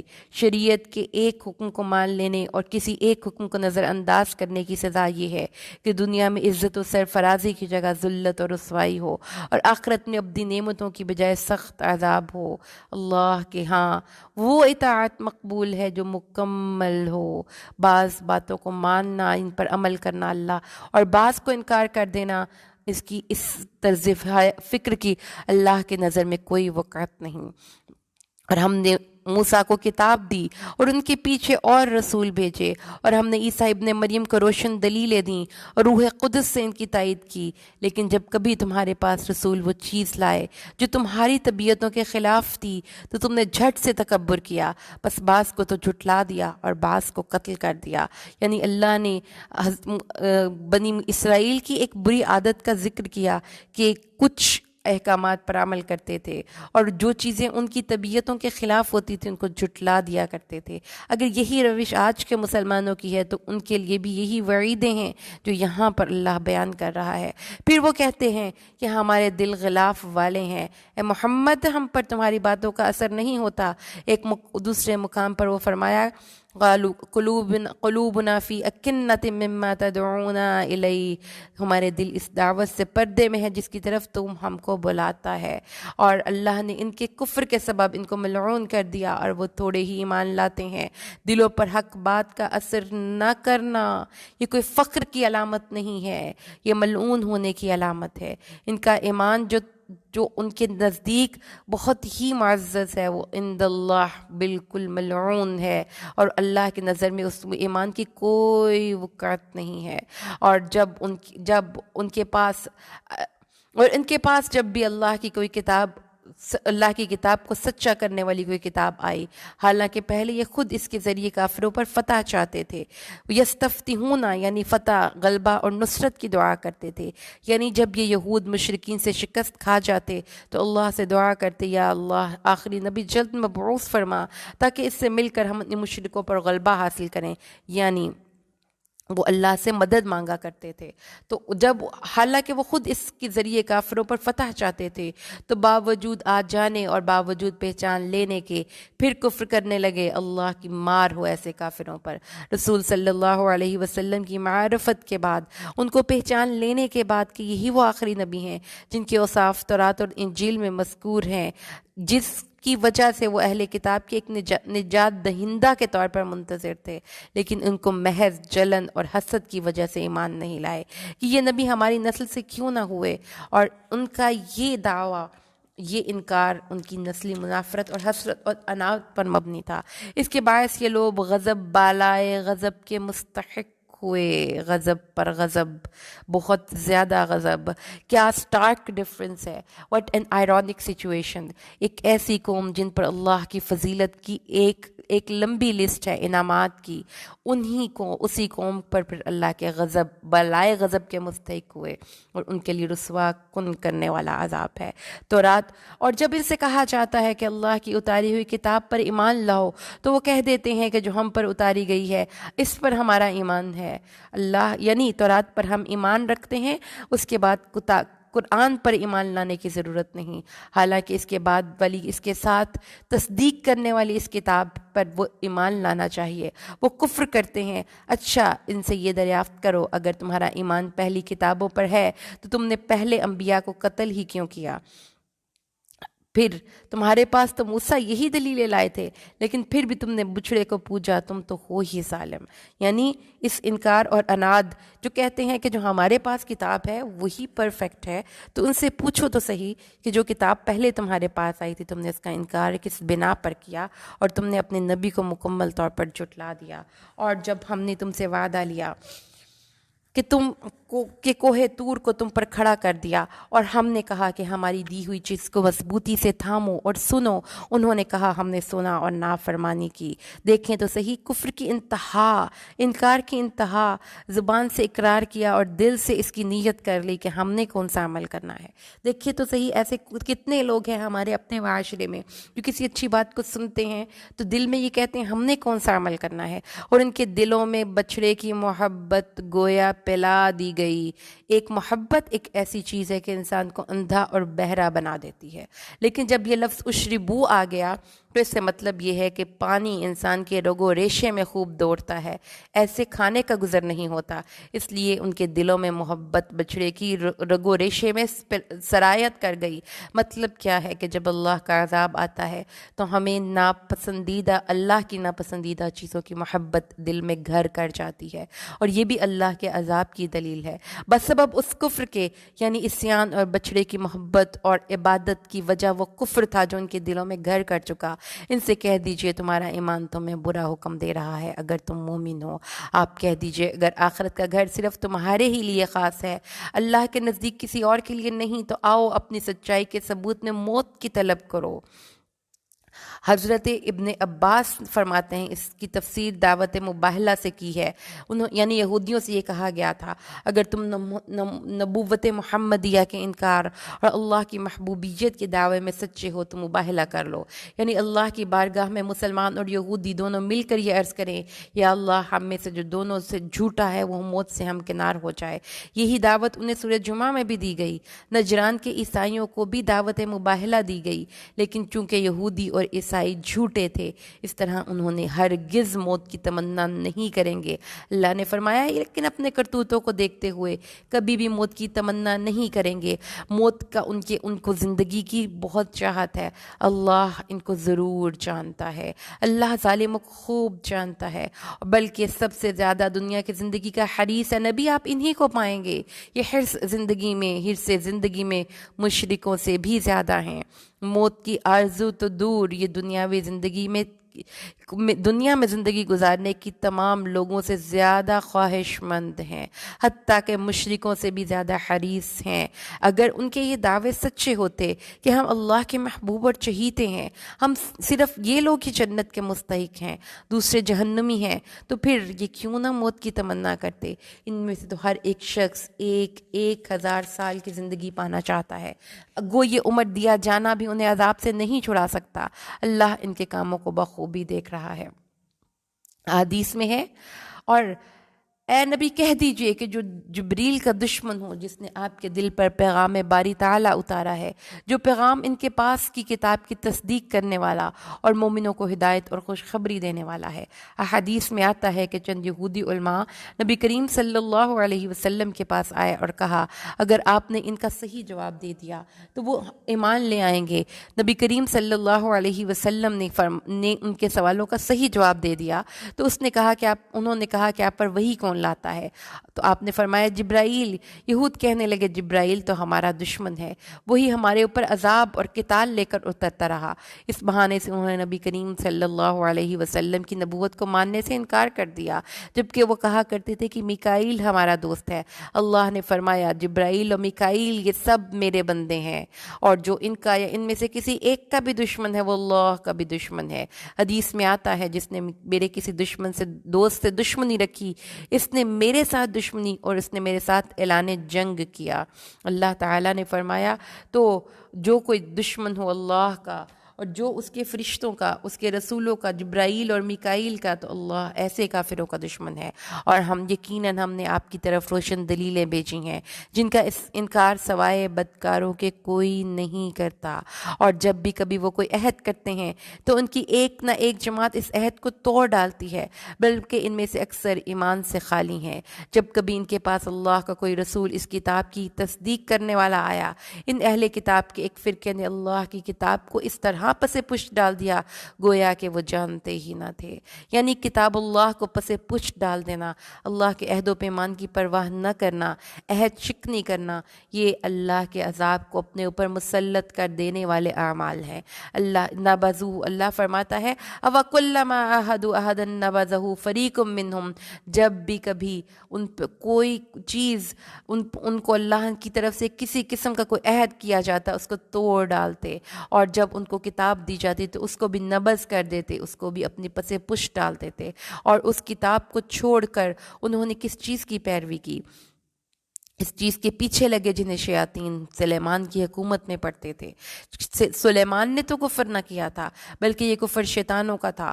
وہ لوگوں کو جادو سکھایا کرتے تھے، اور بابل میں ہاروت اور ماروت دو فرشتوں پر جو اللہ نے اتارا تھا، یہ کیا ہے؟ ان یہودیوں نے اللہ کی کتاب اور اس کے عہد کی تو کوئی پرواہ نہ کی، لیکن شیطان کے پیچھے لگ کر نہ صرف جادو ٹونے پر عمل کرتے رہے، بلکہ یہ دعویٰ بھی کر دیا کہ حضرت سلیمان علیہ السلام بنعوذ باللہ اللہ کے پیغمبر نہ تھے، بلکہ ایک جادوگر تھے اور جادو کے زور سے حکومت کیا کرتے تھے۔ اللہ نے فرمایا سلیمان علیہ السلام جادو کا عمل نہیں کرتے تھے، کیونکہ جادو کا عمل تو کفر ہے۔ اس کفر کا ارتکاب سلیمان علیہ السلام کیوں کر سکتے تھے؟ یہ کہا جاتا ہے کہ سلیمان علیہ السلام کے زمانے میں جادوگری کا سلسلہ جب بہت عام ہو گیا اور سلیمان علیہ السلام نے اس کے سدباب کے لیے جادو کی کتابیں لے کر اپنی کرسی یا تخت کے نیچے دفن کر دیں، حضرت سلیمان کی وفات کے بعد ان شیاطین اور جادوگروں نے ان کتابوں کو نکال کر لوگوں کو دکھا کر یہ کہنا شروع کیا کہ حضرت سلیمان علیہ السلام کی قوت کا راز یہی جادو کا عمل تھا۔ اللہ نے فرمایا کہ یہ وہ جو دو فرشتوں ہاروت اور ماروت پر اتارا گیا ہے، اور وہ دونوں میں کسی بھی شخص کو اس وقت تک جادو نہیں سکھاتے تھے جب تک کہ وہ یہ نہ کہہ دیں کہ یہ ہم تو ایک آزمائش ہیں۔ اس ہاروت اور ماروت کے نازل کرنے کا مقصد یہ بتانا تھا کہ بنو اسرائیل کی اخلاقی گراوٹ کس حد تک نیچی چلی گئی تھی۔ وہ انتہائی اللہ کی کتابوں کو چھوڑ کر وہ جادو ٹونے اور ٹوٹکوں کے پیچھے پڑے، اور فرشتوں کے باوجود بتانے کے کہ جادو کفر ہے اور ہم آزمائش کے لیے آئے ہیں، وہ علم سحر سیکھنے کے لیے ٹوٹے پڑ رہے تھے، جس کا مقصد اور کچھ نہیں تھا، مقصد صرف ہنستے بستے گڑوں کو اجاڑنا اور میاں بیوی کے درمیان نفرت پیدا کرنا تھا۔ اور یہ ان کے بگاڑ اور فساد کے سلسلے کی ایک اہم کڑی تھی، اور یہ پتہ چل گیا کہ وہ عظیم الشان قوم کس اتھاہ گہرائیوں میں جا گری، اور اس سے وہ لوگ ان سے وہ سیکھتے تھے جس سے وہ خامد اور بیوی میں جدائی ڈال دیں۔ تو یاد رکھیں جو جادو کا عمل ہوتا ہے، اگر اس جادو کے عمل کے بعد اگر آپ کی میاں اور بیوی کے جھگڑے شروع ہو جائیں تو اس کا مطلب یہ ہوگا کہ وہ میاں اور بیوی کسی جادو کے اثر میں ہیں، اور یہی قرآن پاک کے اس مقام پر اللہ نے بتایا۔ دراصل وہ بغیر اللہ کی مرضی کے کسی کو نقصان نہیں پہنچا سکتے، یہ لوگ وہ سیکھتے ہیں جو انہیں نقصان پہنچائے اور نفع نہ پہنچا سکے۔ یعنی اللہ تعالیٰ نے یہ بات یاد رکھیے کہ وہ وما یضر، اور وہ نہیں نفع پہنچاتے کسی کو مگر اللہ کے بإذن اللہ۔ تو اس بات کو اپنے عقیدے کے ساتھ باندھ لیجئے کہ کوئی شخص کتنا بھی کسی کو نقصان پہنچانے کی کوشش کرے، جب تک اللہ کا حکم اور اس کا اذن نہ ہو، اس کے لیے وہ چیز نقصان دہ نہیں ہو سکتی۔ اسلام نے جادو سیکھنے اور اس پر عمل کرنے کو کفر قرار دیا، اور ہر قسم کی خیر کی طلب اور ضرر کے رفع کرنے کے لیے صرف اور صرف اللہ ہی کی طرف رجوع کرنا چاہیے، کیونکہ وہی ہر چیز کا خالق اور مالک ہے۔ اور اگر یہ لوگ ہوتے صاحب ایمان اور متقی بن جاتے تو اللہ کی طرف سے انہیں بہترین ثواب ملتا۔ اگر وہ جانتے ہوتے، اے ایمان والو تم نبی کو رائنا نہ کہا کرو بلکہ انظرنا کہا کرو۔ رائنا اور انظرنا رائنا کہنے سے کیوں منع کیا گیا؟ رائنا کے معنی ہے ایکسکیوز می، ہمارا لحاظ کیجئے اور خیال کیجئے۔ جب بات سمجھ میں نہ آئے تو سامع یہ لفظ کا استعمال کر کے بات کرنے والے کو اپنی طرف متوجہ کیا کرتا تھا، لیکن یہودی اپنے بغض اور عناد کی وجہ سے اس لفظ کو بگاڑ کر استعمال کرتے تھے، جس سے یہ لفظ ہو جاتا راعینا، اے ہمارے چرواہے، یا راعینا احمق۔ وہ اسی طرح وہ السلام علیکم کی بجائے السلام علیکم کہا کرتے تھے۔ تو اللہ نے یہاں پر یہ طرز ایک مسئلہ بتا دیا، ایسے الفاظ جس میں تنکیس، جس کے ڈوئل میننگز ہوں، ان کو یوز کرنا، ان کے استعمال کو ترک کر دینا چاہیے۔ اور پھر اس کے بعد اللہ تبارک و تعالیٰ نے فرمایا کہ بجائے اس کے کہ یہودیوں سے الجھو، تم اپنا لفظ ہی چینج کر دو اور کہا کرو رائنا، نہ کہا کرو انظر، نہ کہا کرو، لیکن at the same time attentive listener ہو کر اس نبی کی مجلس میں بیٹھا کرو۔ اور کافروں کے لیے دردناک عذاب ہے، نہ تو اہل کتاب کے کافر اور نہ مشرک یہ چاہتے ہیں کہ تم پر اللہ کی کوئی بھلائی نازل ہو۔ ان کے حسد اور بغض کا کیا ہو، اللہ جسے چاہتا ہے اپنی رحمت اور خصوصیت نوازتا ہے، اللہ بہت بڑے فضل کا مالک ہے۔ اللہ ہم جس آیت کو منسوخ کر دیں یا بھلا دیں یا اس سے بہتر یا اس جیسی کوئی اور لے آئے، کیا تو نہیں جانتا اللہ ہر چیز پر قادر ہے۔ نسخ کے لفظی معنی ہیں نقل کرنے کے، لیکن شرعی اصطلاح میں ایک حکم کو بدل کر دوسرا حکم نازل کرنے کو منسوخ کہتے ہیں۔ اور یہ نسخ 3 طرح کا ہے، ایک تو مطلق نسخ، یعنی ایک حکم کو بدل کر دوسرا حکم نازل کیا، یہ دوسرا نسخ مع التلاوہ، یعنی پہلے حکم کے الفاظ قرآن میں موجود رکھے گئے اور ان کی تلاوت ہوتی ہے، لیکن دوسرا حکم جو بعد میں نازل کیا گیا وہ بھی قرآن میں موجود ہے، یعنی ناسخ اور منسوخ دونوں آیات موجود ہیں۔ اور نسخ کی ایک تیسری قسم یہ ہے جن کی تلاوت منسوخ کر دی گئی، یعنی قرآن کریم میں اس کو شامل نہیں کیا گیا لیکن ان کا حکم باقی رکھا گیا، جیسے شادی شدہ مرد اور عورت اگر زنا کا ارتکاب کریں تو انہیں سنگسار کیا جائے۔ اس آیت میں نسخ کی پہلی 2 قسموں کا ذکر ہے، اور اللہ نے فرمایا کہ تجھ نہیں جانتا کہ زمین و آسمان کا مالک اللہ ہی ہے اور اللہ کے سوا تمہارے لیے کوئی ولی اور مددگار نہیں ہے۔ تو اس سے جو پتہ یہ چلتا ہے وہ یہ ہے کہ اللہ تعالیٰ نے ہمیں یہ چیز سکھائی کہ اپڈیٹڈ ورژن کسی بھی چیز کا ہونا ضروری ہے۔ اگر کوئی چیز کسی ایک خاص دور کے لیے تھی، جب وہ دور گزر جائے تو اس چیز کو اپڈیٹ کر لیں۔ کیا تم اپنے رسول سے یہی پوچھنا چاہتے ہو جو اس سے پہلے موسیٰ سے پوچھا گیا تھا؟ وہ کیا پوچھا گیا تھا؟ مسلمانوں کو تنبیہ کی جا رہی ہے کہ یہودیوں کی طرح اپنے پیغمبر سے سرکشی سے غیر ضروری سوالات مت کیا کرو، اس میں اندیشہ کفر ہے۔ سنو، ایمان کو کفر سے بدلنے والا سیدھی راہ سے بھٹک جاتا ہے۔ ان اہل کتاب کے اکثر لوگ باوجود حق واضح ہو جانے کے محض حسد اور بغض کی بنا پر تمہیں بھی ایمان سے ہٹا دینا چاہتے ہیں۔ حسد من عند انفسکم، حسد، بغض، اناد، اس وجہ سے وہ چاہتے ہیں کہ مسلمانوں کے بدخواہ ہیں، وہ یہ نہیں چاہتے کہ مسلمانوں کے پاس ایمان کی دولت رہے۔ اللہ فرماتا ہے ایسے لوگ جو تمہارے لیے بیڈ وش کرتے ہیں تم انہیں معاف کر دو، انہیں چھوڑ دو یہاں تک کہ اللہ اپنا حکم لائے، یقیناً اللہ ہر چیز پر قدرت رکھتا ہے۔ اور یہاں اہل کتاب کے اس غرور اور فریب نفس کو بیان کیا جا رہا ہے۔ وہ یہ کہتے ہیں کہ مسلمان وہ کفر کے وہ راہ ہدایت پر نہیں، ہم راہ ہدایت پر ہیں، اور وہ چاہتے ہیں کہ جو کتاب ان کے پاس مسلمانوں کی طرف سے، جو اللہ کی طرف سے کتاب ان پر نازل ہوئی ہے، وہ اس کتاب مسلمانوں کو بھی دوبارہ سے کفر کی طرف موڑ دیں۔ اللہ فرماتا ہے ان کو معاف کر دو، ان سے درگزر سے کام لو۔ تو یہاں پہ حاسد شخص کے ساتھ ڈیل کرنے کا طریقہ بھی بتا دیا، فاعفو وصفحو، معاف کر دو اور چھوڑ دو یہاں تک کہ اللہ اپنا حکم لائے، اللہ ہر چیز پر قادر ہے۔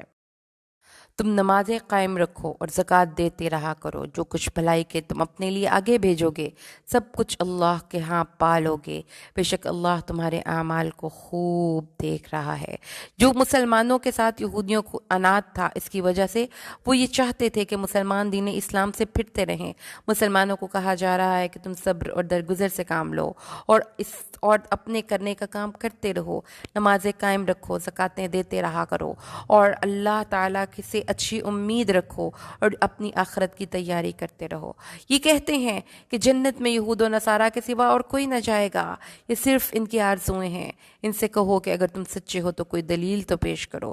یہاں اہل کتاب کے غرور اور فریب نفس کو پھر بیان کیا جا رہا ہے جس میں وہ مبتلا تھے۔ اللہ نے فرمایا یہ محض ان کی آرزویں ہیں جس کے لیے ان کے پاس کوئی دلیل نہیں۔ سنو، جو بھی اپنے آپ کو خلوص کے ساتھ اللہ کے سامنے جھکا دے، اسلم وجہہ وجہہ، اپنا چہرہ اللہ کے سامنے متع کر دے، ہر کام اللہ کی رضا کے لیے کرے۔ وَهُوَ مُحْسِنٌ، مطلب اخلاص کے ساتھ نبی کریم صلی اللہ علیہ وسلم کی سنت کے مطابق عمل کرے۔ قبولیت عمل کے لیے یہ بنیادی اصول ہیں۔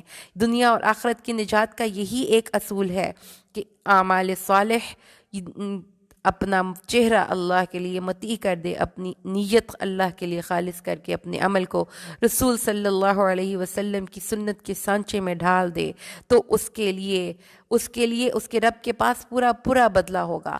اس پر نہ کوئی خوف ہوگا، نہ غم اور اداسی ہوگی۔ خوف کا جو تعلق ہے وہ مستقبل سے ہے، اس کا مستقبل سیکیور ہو گیا۔ اداسی اور غم کا تعلق ماضی سے ہے، اس کو ماضی کے پچھتاوے بھی نہیں ہوں گے۔ تو جو شخص بھی یہ کرتا ہے اس کو پھر عمل کرنا پڑے گا۔ محض دعوے، محض آرزویں، اس کی بنیاد پر کوئی کامیابی نہیں ہے۔ یہود کہتے ہیں کہ نصرانی حق پر نہیں، یہود اور نصرانی کہتے ہیں یہود حق پر نہیں۔ یہود تورات پڑھتے تھے جس میں حضرت موسیٰ کی زبان سے حضرت عیسیٰ کی تصدیق موجود تھی، لیکن اس کے باوجود یہودی حضرت عیسیٰ کی تکفیر کرتے تھے۔ وہ کہتے تھے کہ حضرت عیسیٰ اللہ کے بندے ہیں، اللہ کے رسول نہیں ہیں۔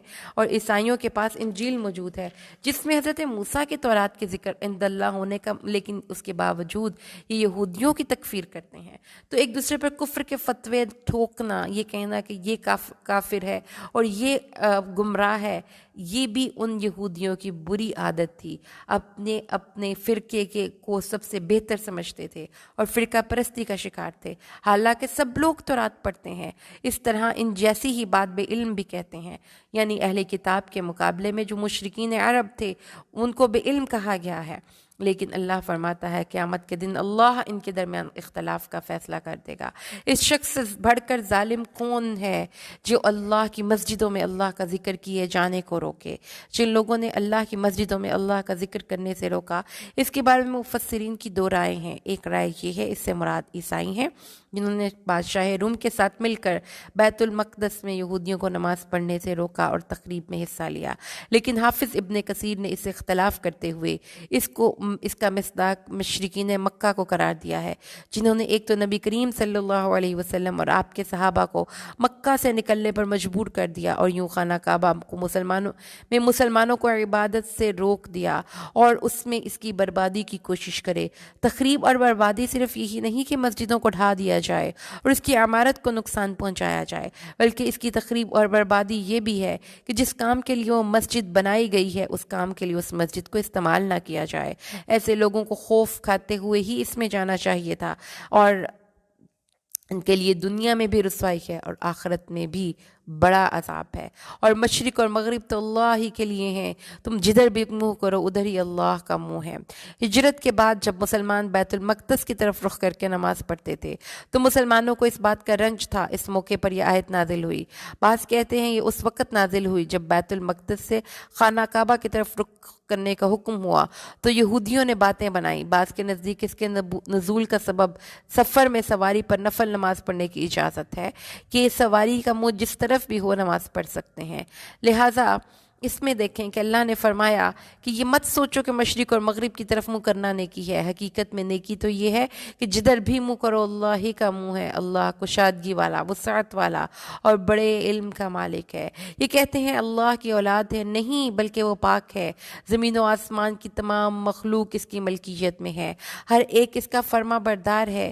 وہ زمین و آسمان کا ابتداً شروع سے پیدا کرنے والا ہے، اور وہ جس کام کو کرنا چاہے تو اس کے لیے کہتا ہے ہو جا تو وہ ہو جاتی ہے۔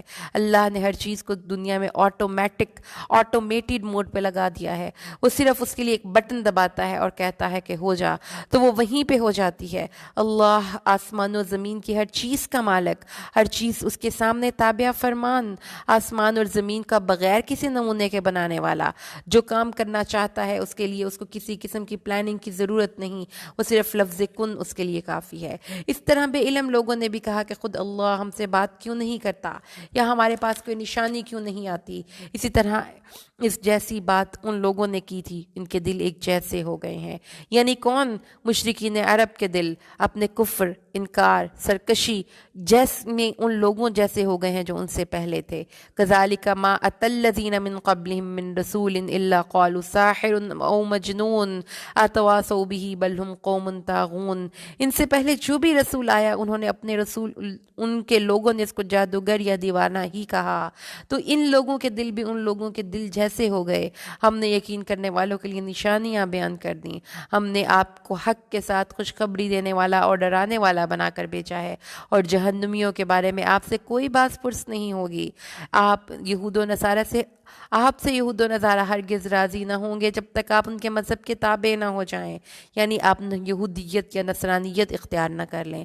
آپ کہہ دیجئے اللہ کی ہدایت ہی ہدایت ہے جو اب اسلام کی صورت میں قیامت کے دن تک اس دنیا میں نافذ کر دی گئی، اور اگر آپ نے باوجود اپنے پاس علم آ جانے کے ان کی خواہشوں کی پیروی کی تو آپ کے اللہ کے پاس آپ کا نہ تو کوئی ولی ہوگا اور نہ کوئی مددگار ہوگا۔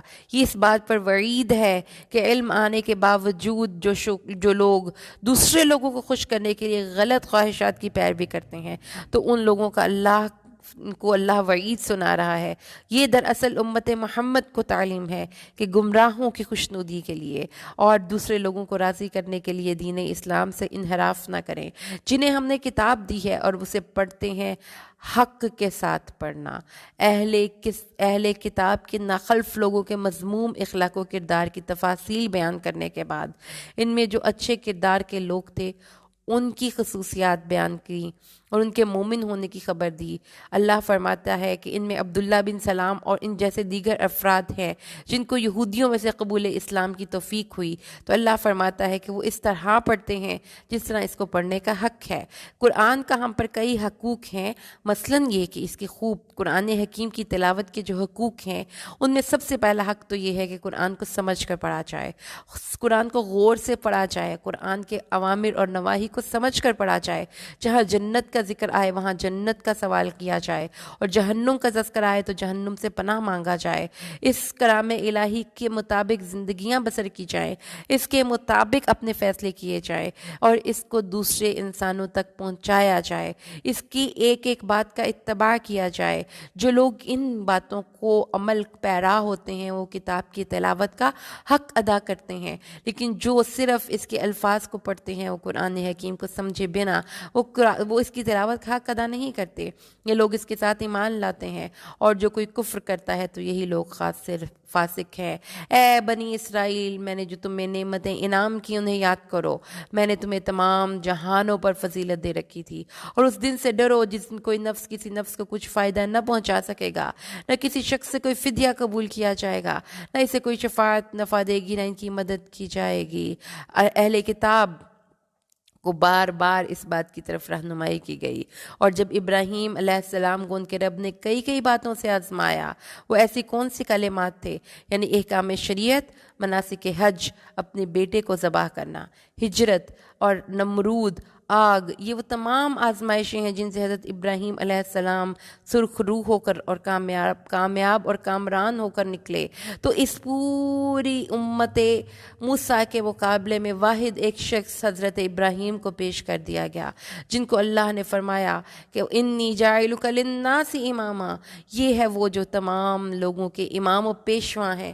وہ امام الناس کے منصب پر فائز ہو گئے، کیونکہ انہوں نے صرف دعوے نہیں کیے، انہوں نے اپنے عمل سے محبت کا اظہار کیا۔ اللہ نے فرمایا میں تمہیں تمام انسانوں کا امام بنا دوں گا، عرض کیا اور میری اولاد کو بھی، فرمایا میرا وعدہ ظالموں سے نہیں ہے۔ اللہ نے حضرت ابراہیم کی اس خواہش کو پورا فرمایا، اور ہم نے بیت اللہ کو لوگوں کے لیے ثواب اور امن کا مقام بنایا۔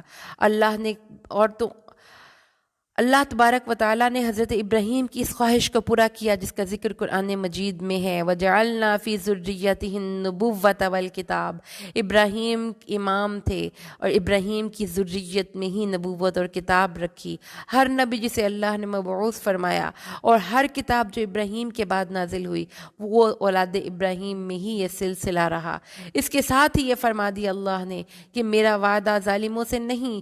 ابراہیم کی اتنی اونچی شان اور عند اللہ اللہ اتنا قدر و منزلت کے باوجود اولاد ابراہیم کے ناخلف اور ظالم اور مشرک لوگ اس عظیم الشان مقام سے محروم رہیں گے، اور ان کی محرومی کو دور کرنے والا کوئی نہیں۔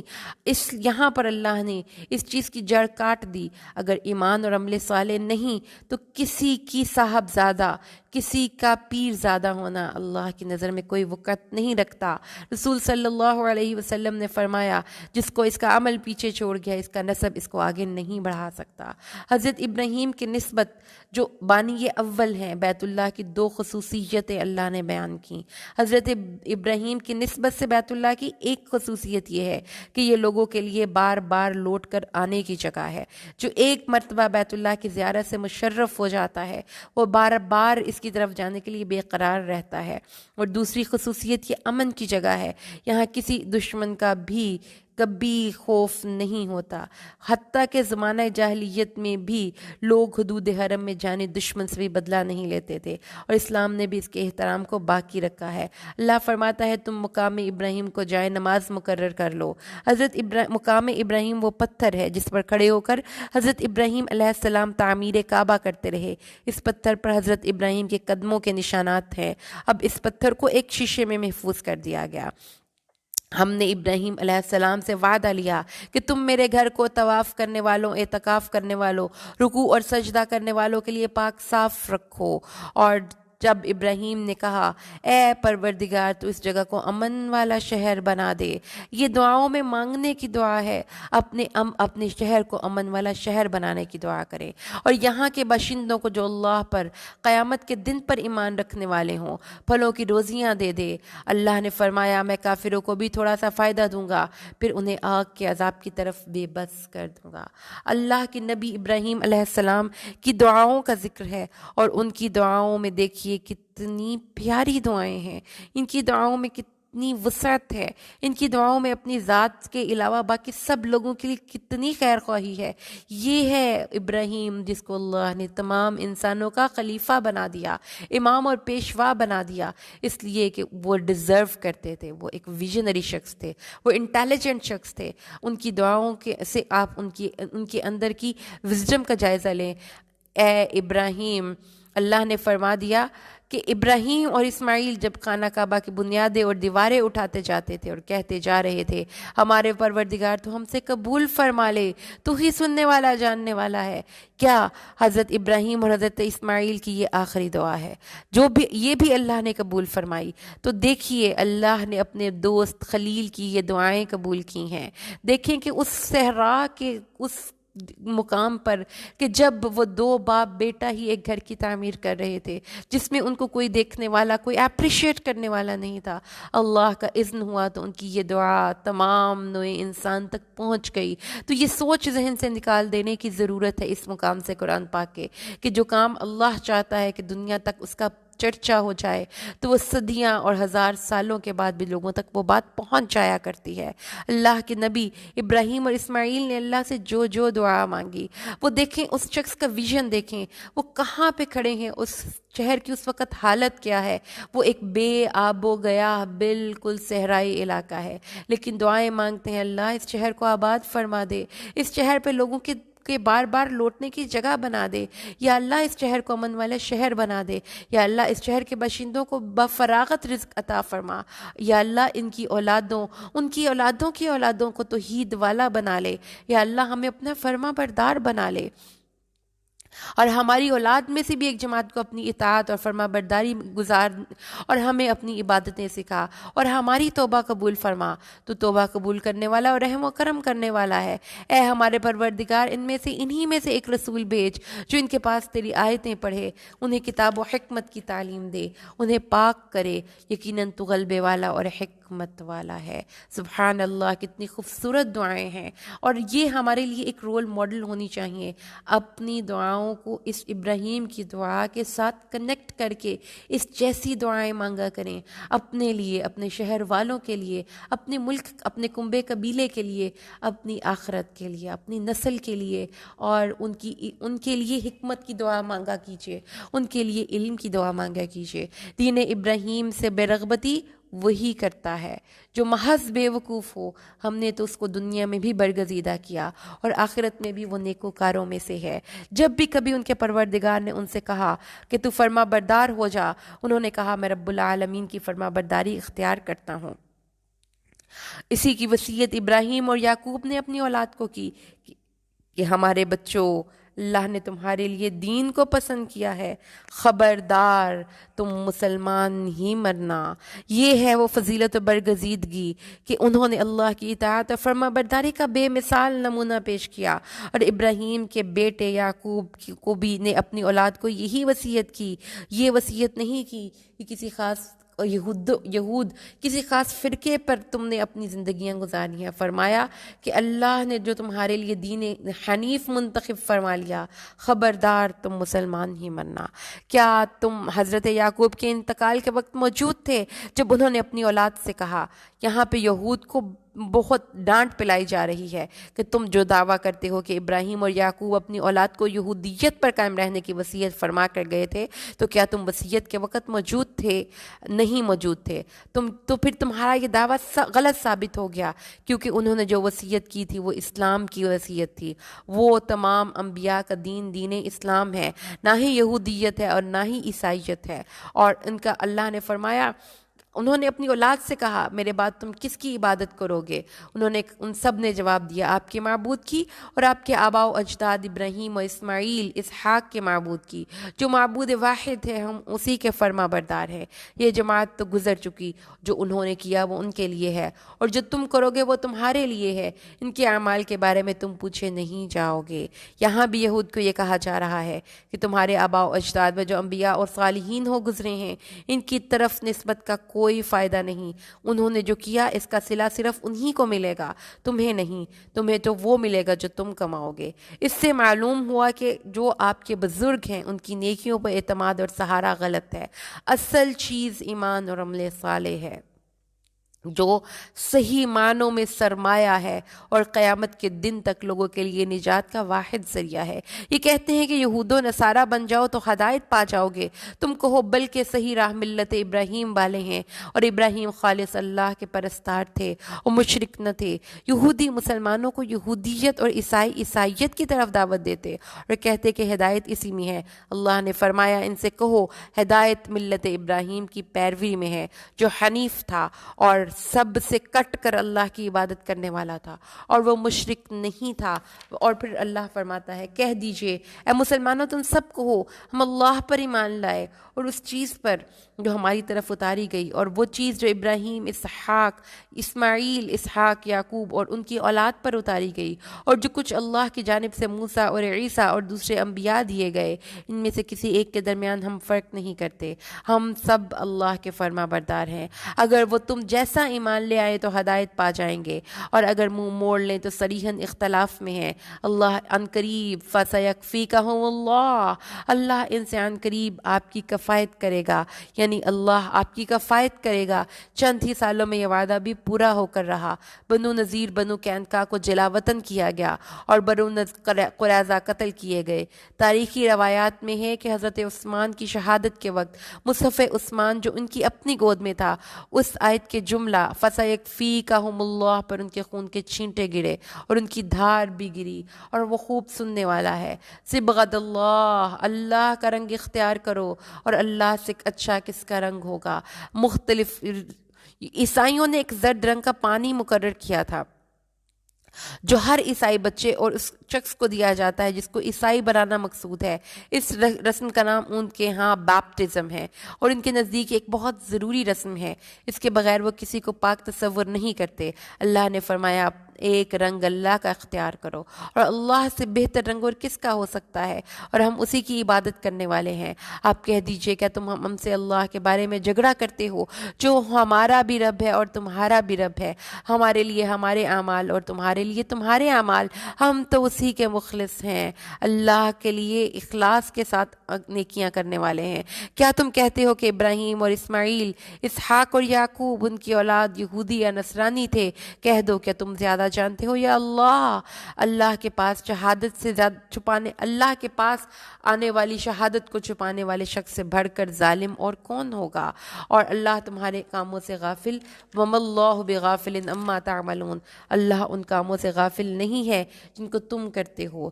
یہ ایک امت ہے جو گزر چکی، انہوں نے جو کیا یہ ان کے لیے ہے، اور جو تم نے کیا یہ تمہارے لیے ہے، اور تم ان کے اعمال کے مطابق ان سے سوال نہ کیا جائے گا، تم سے ان کے اعمال کے بارے میں سوال نہ کیا جائے گا۔ اس آیت میں پھر یہ بات وضاحت سے بیان کر دی گئی کہ بزرگوں پر اعتماد بے فائدہ ہے۔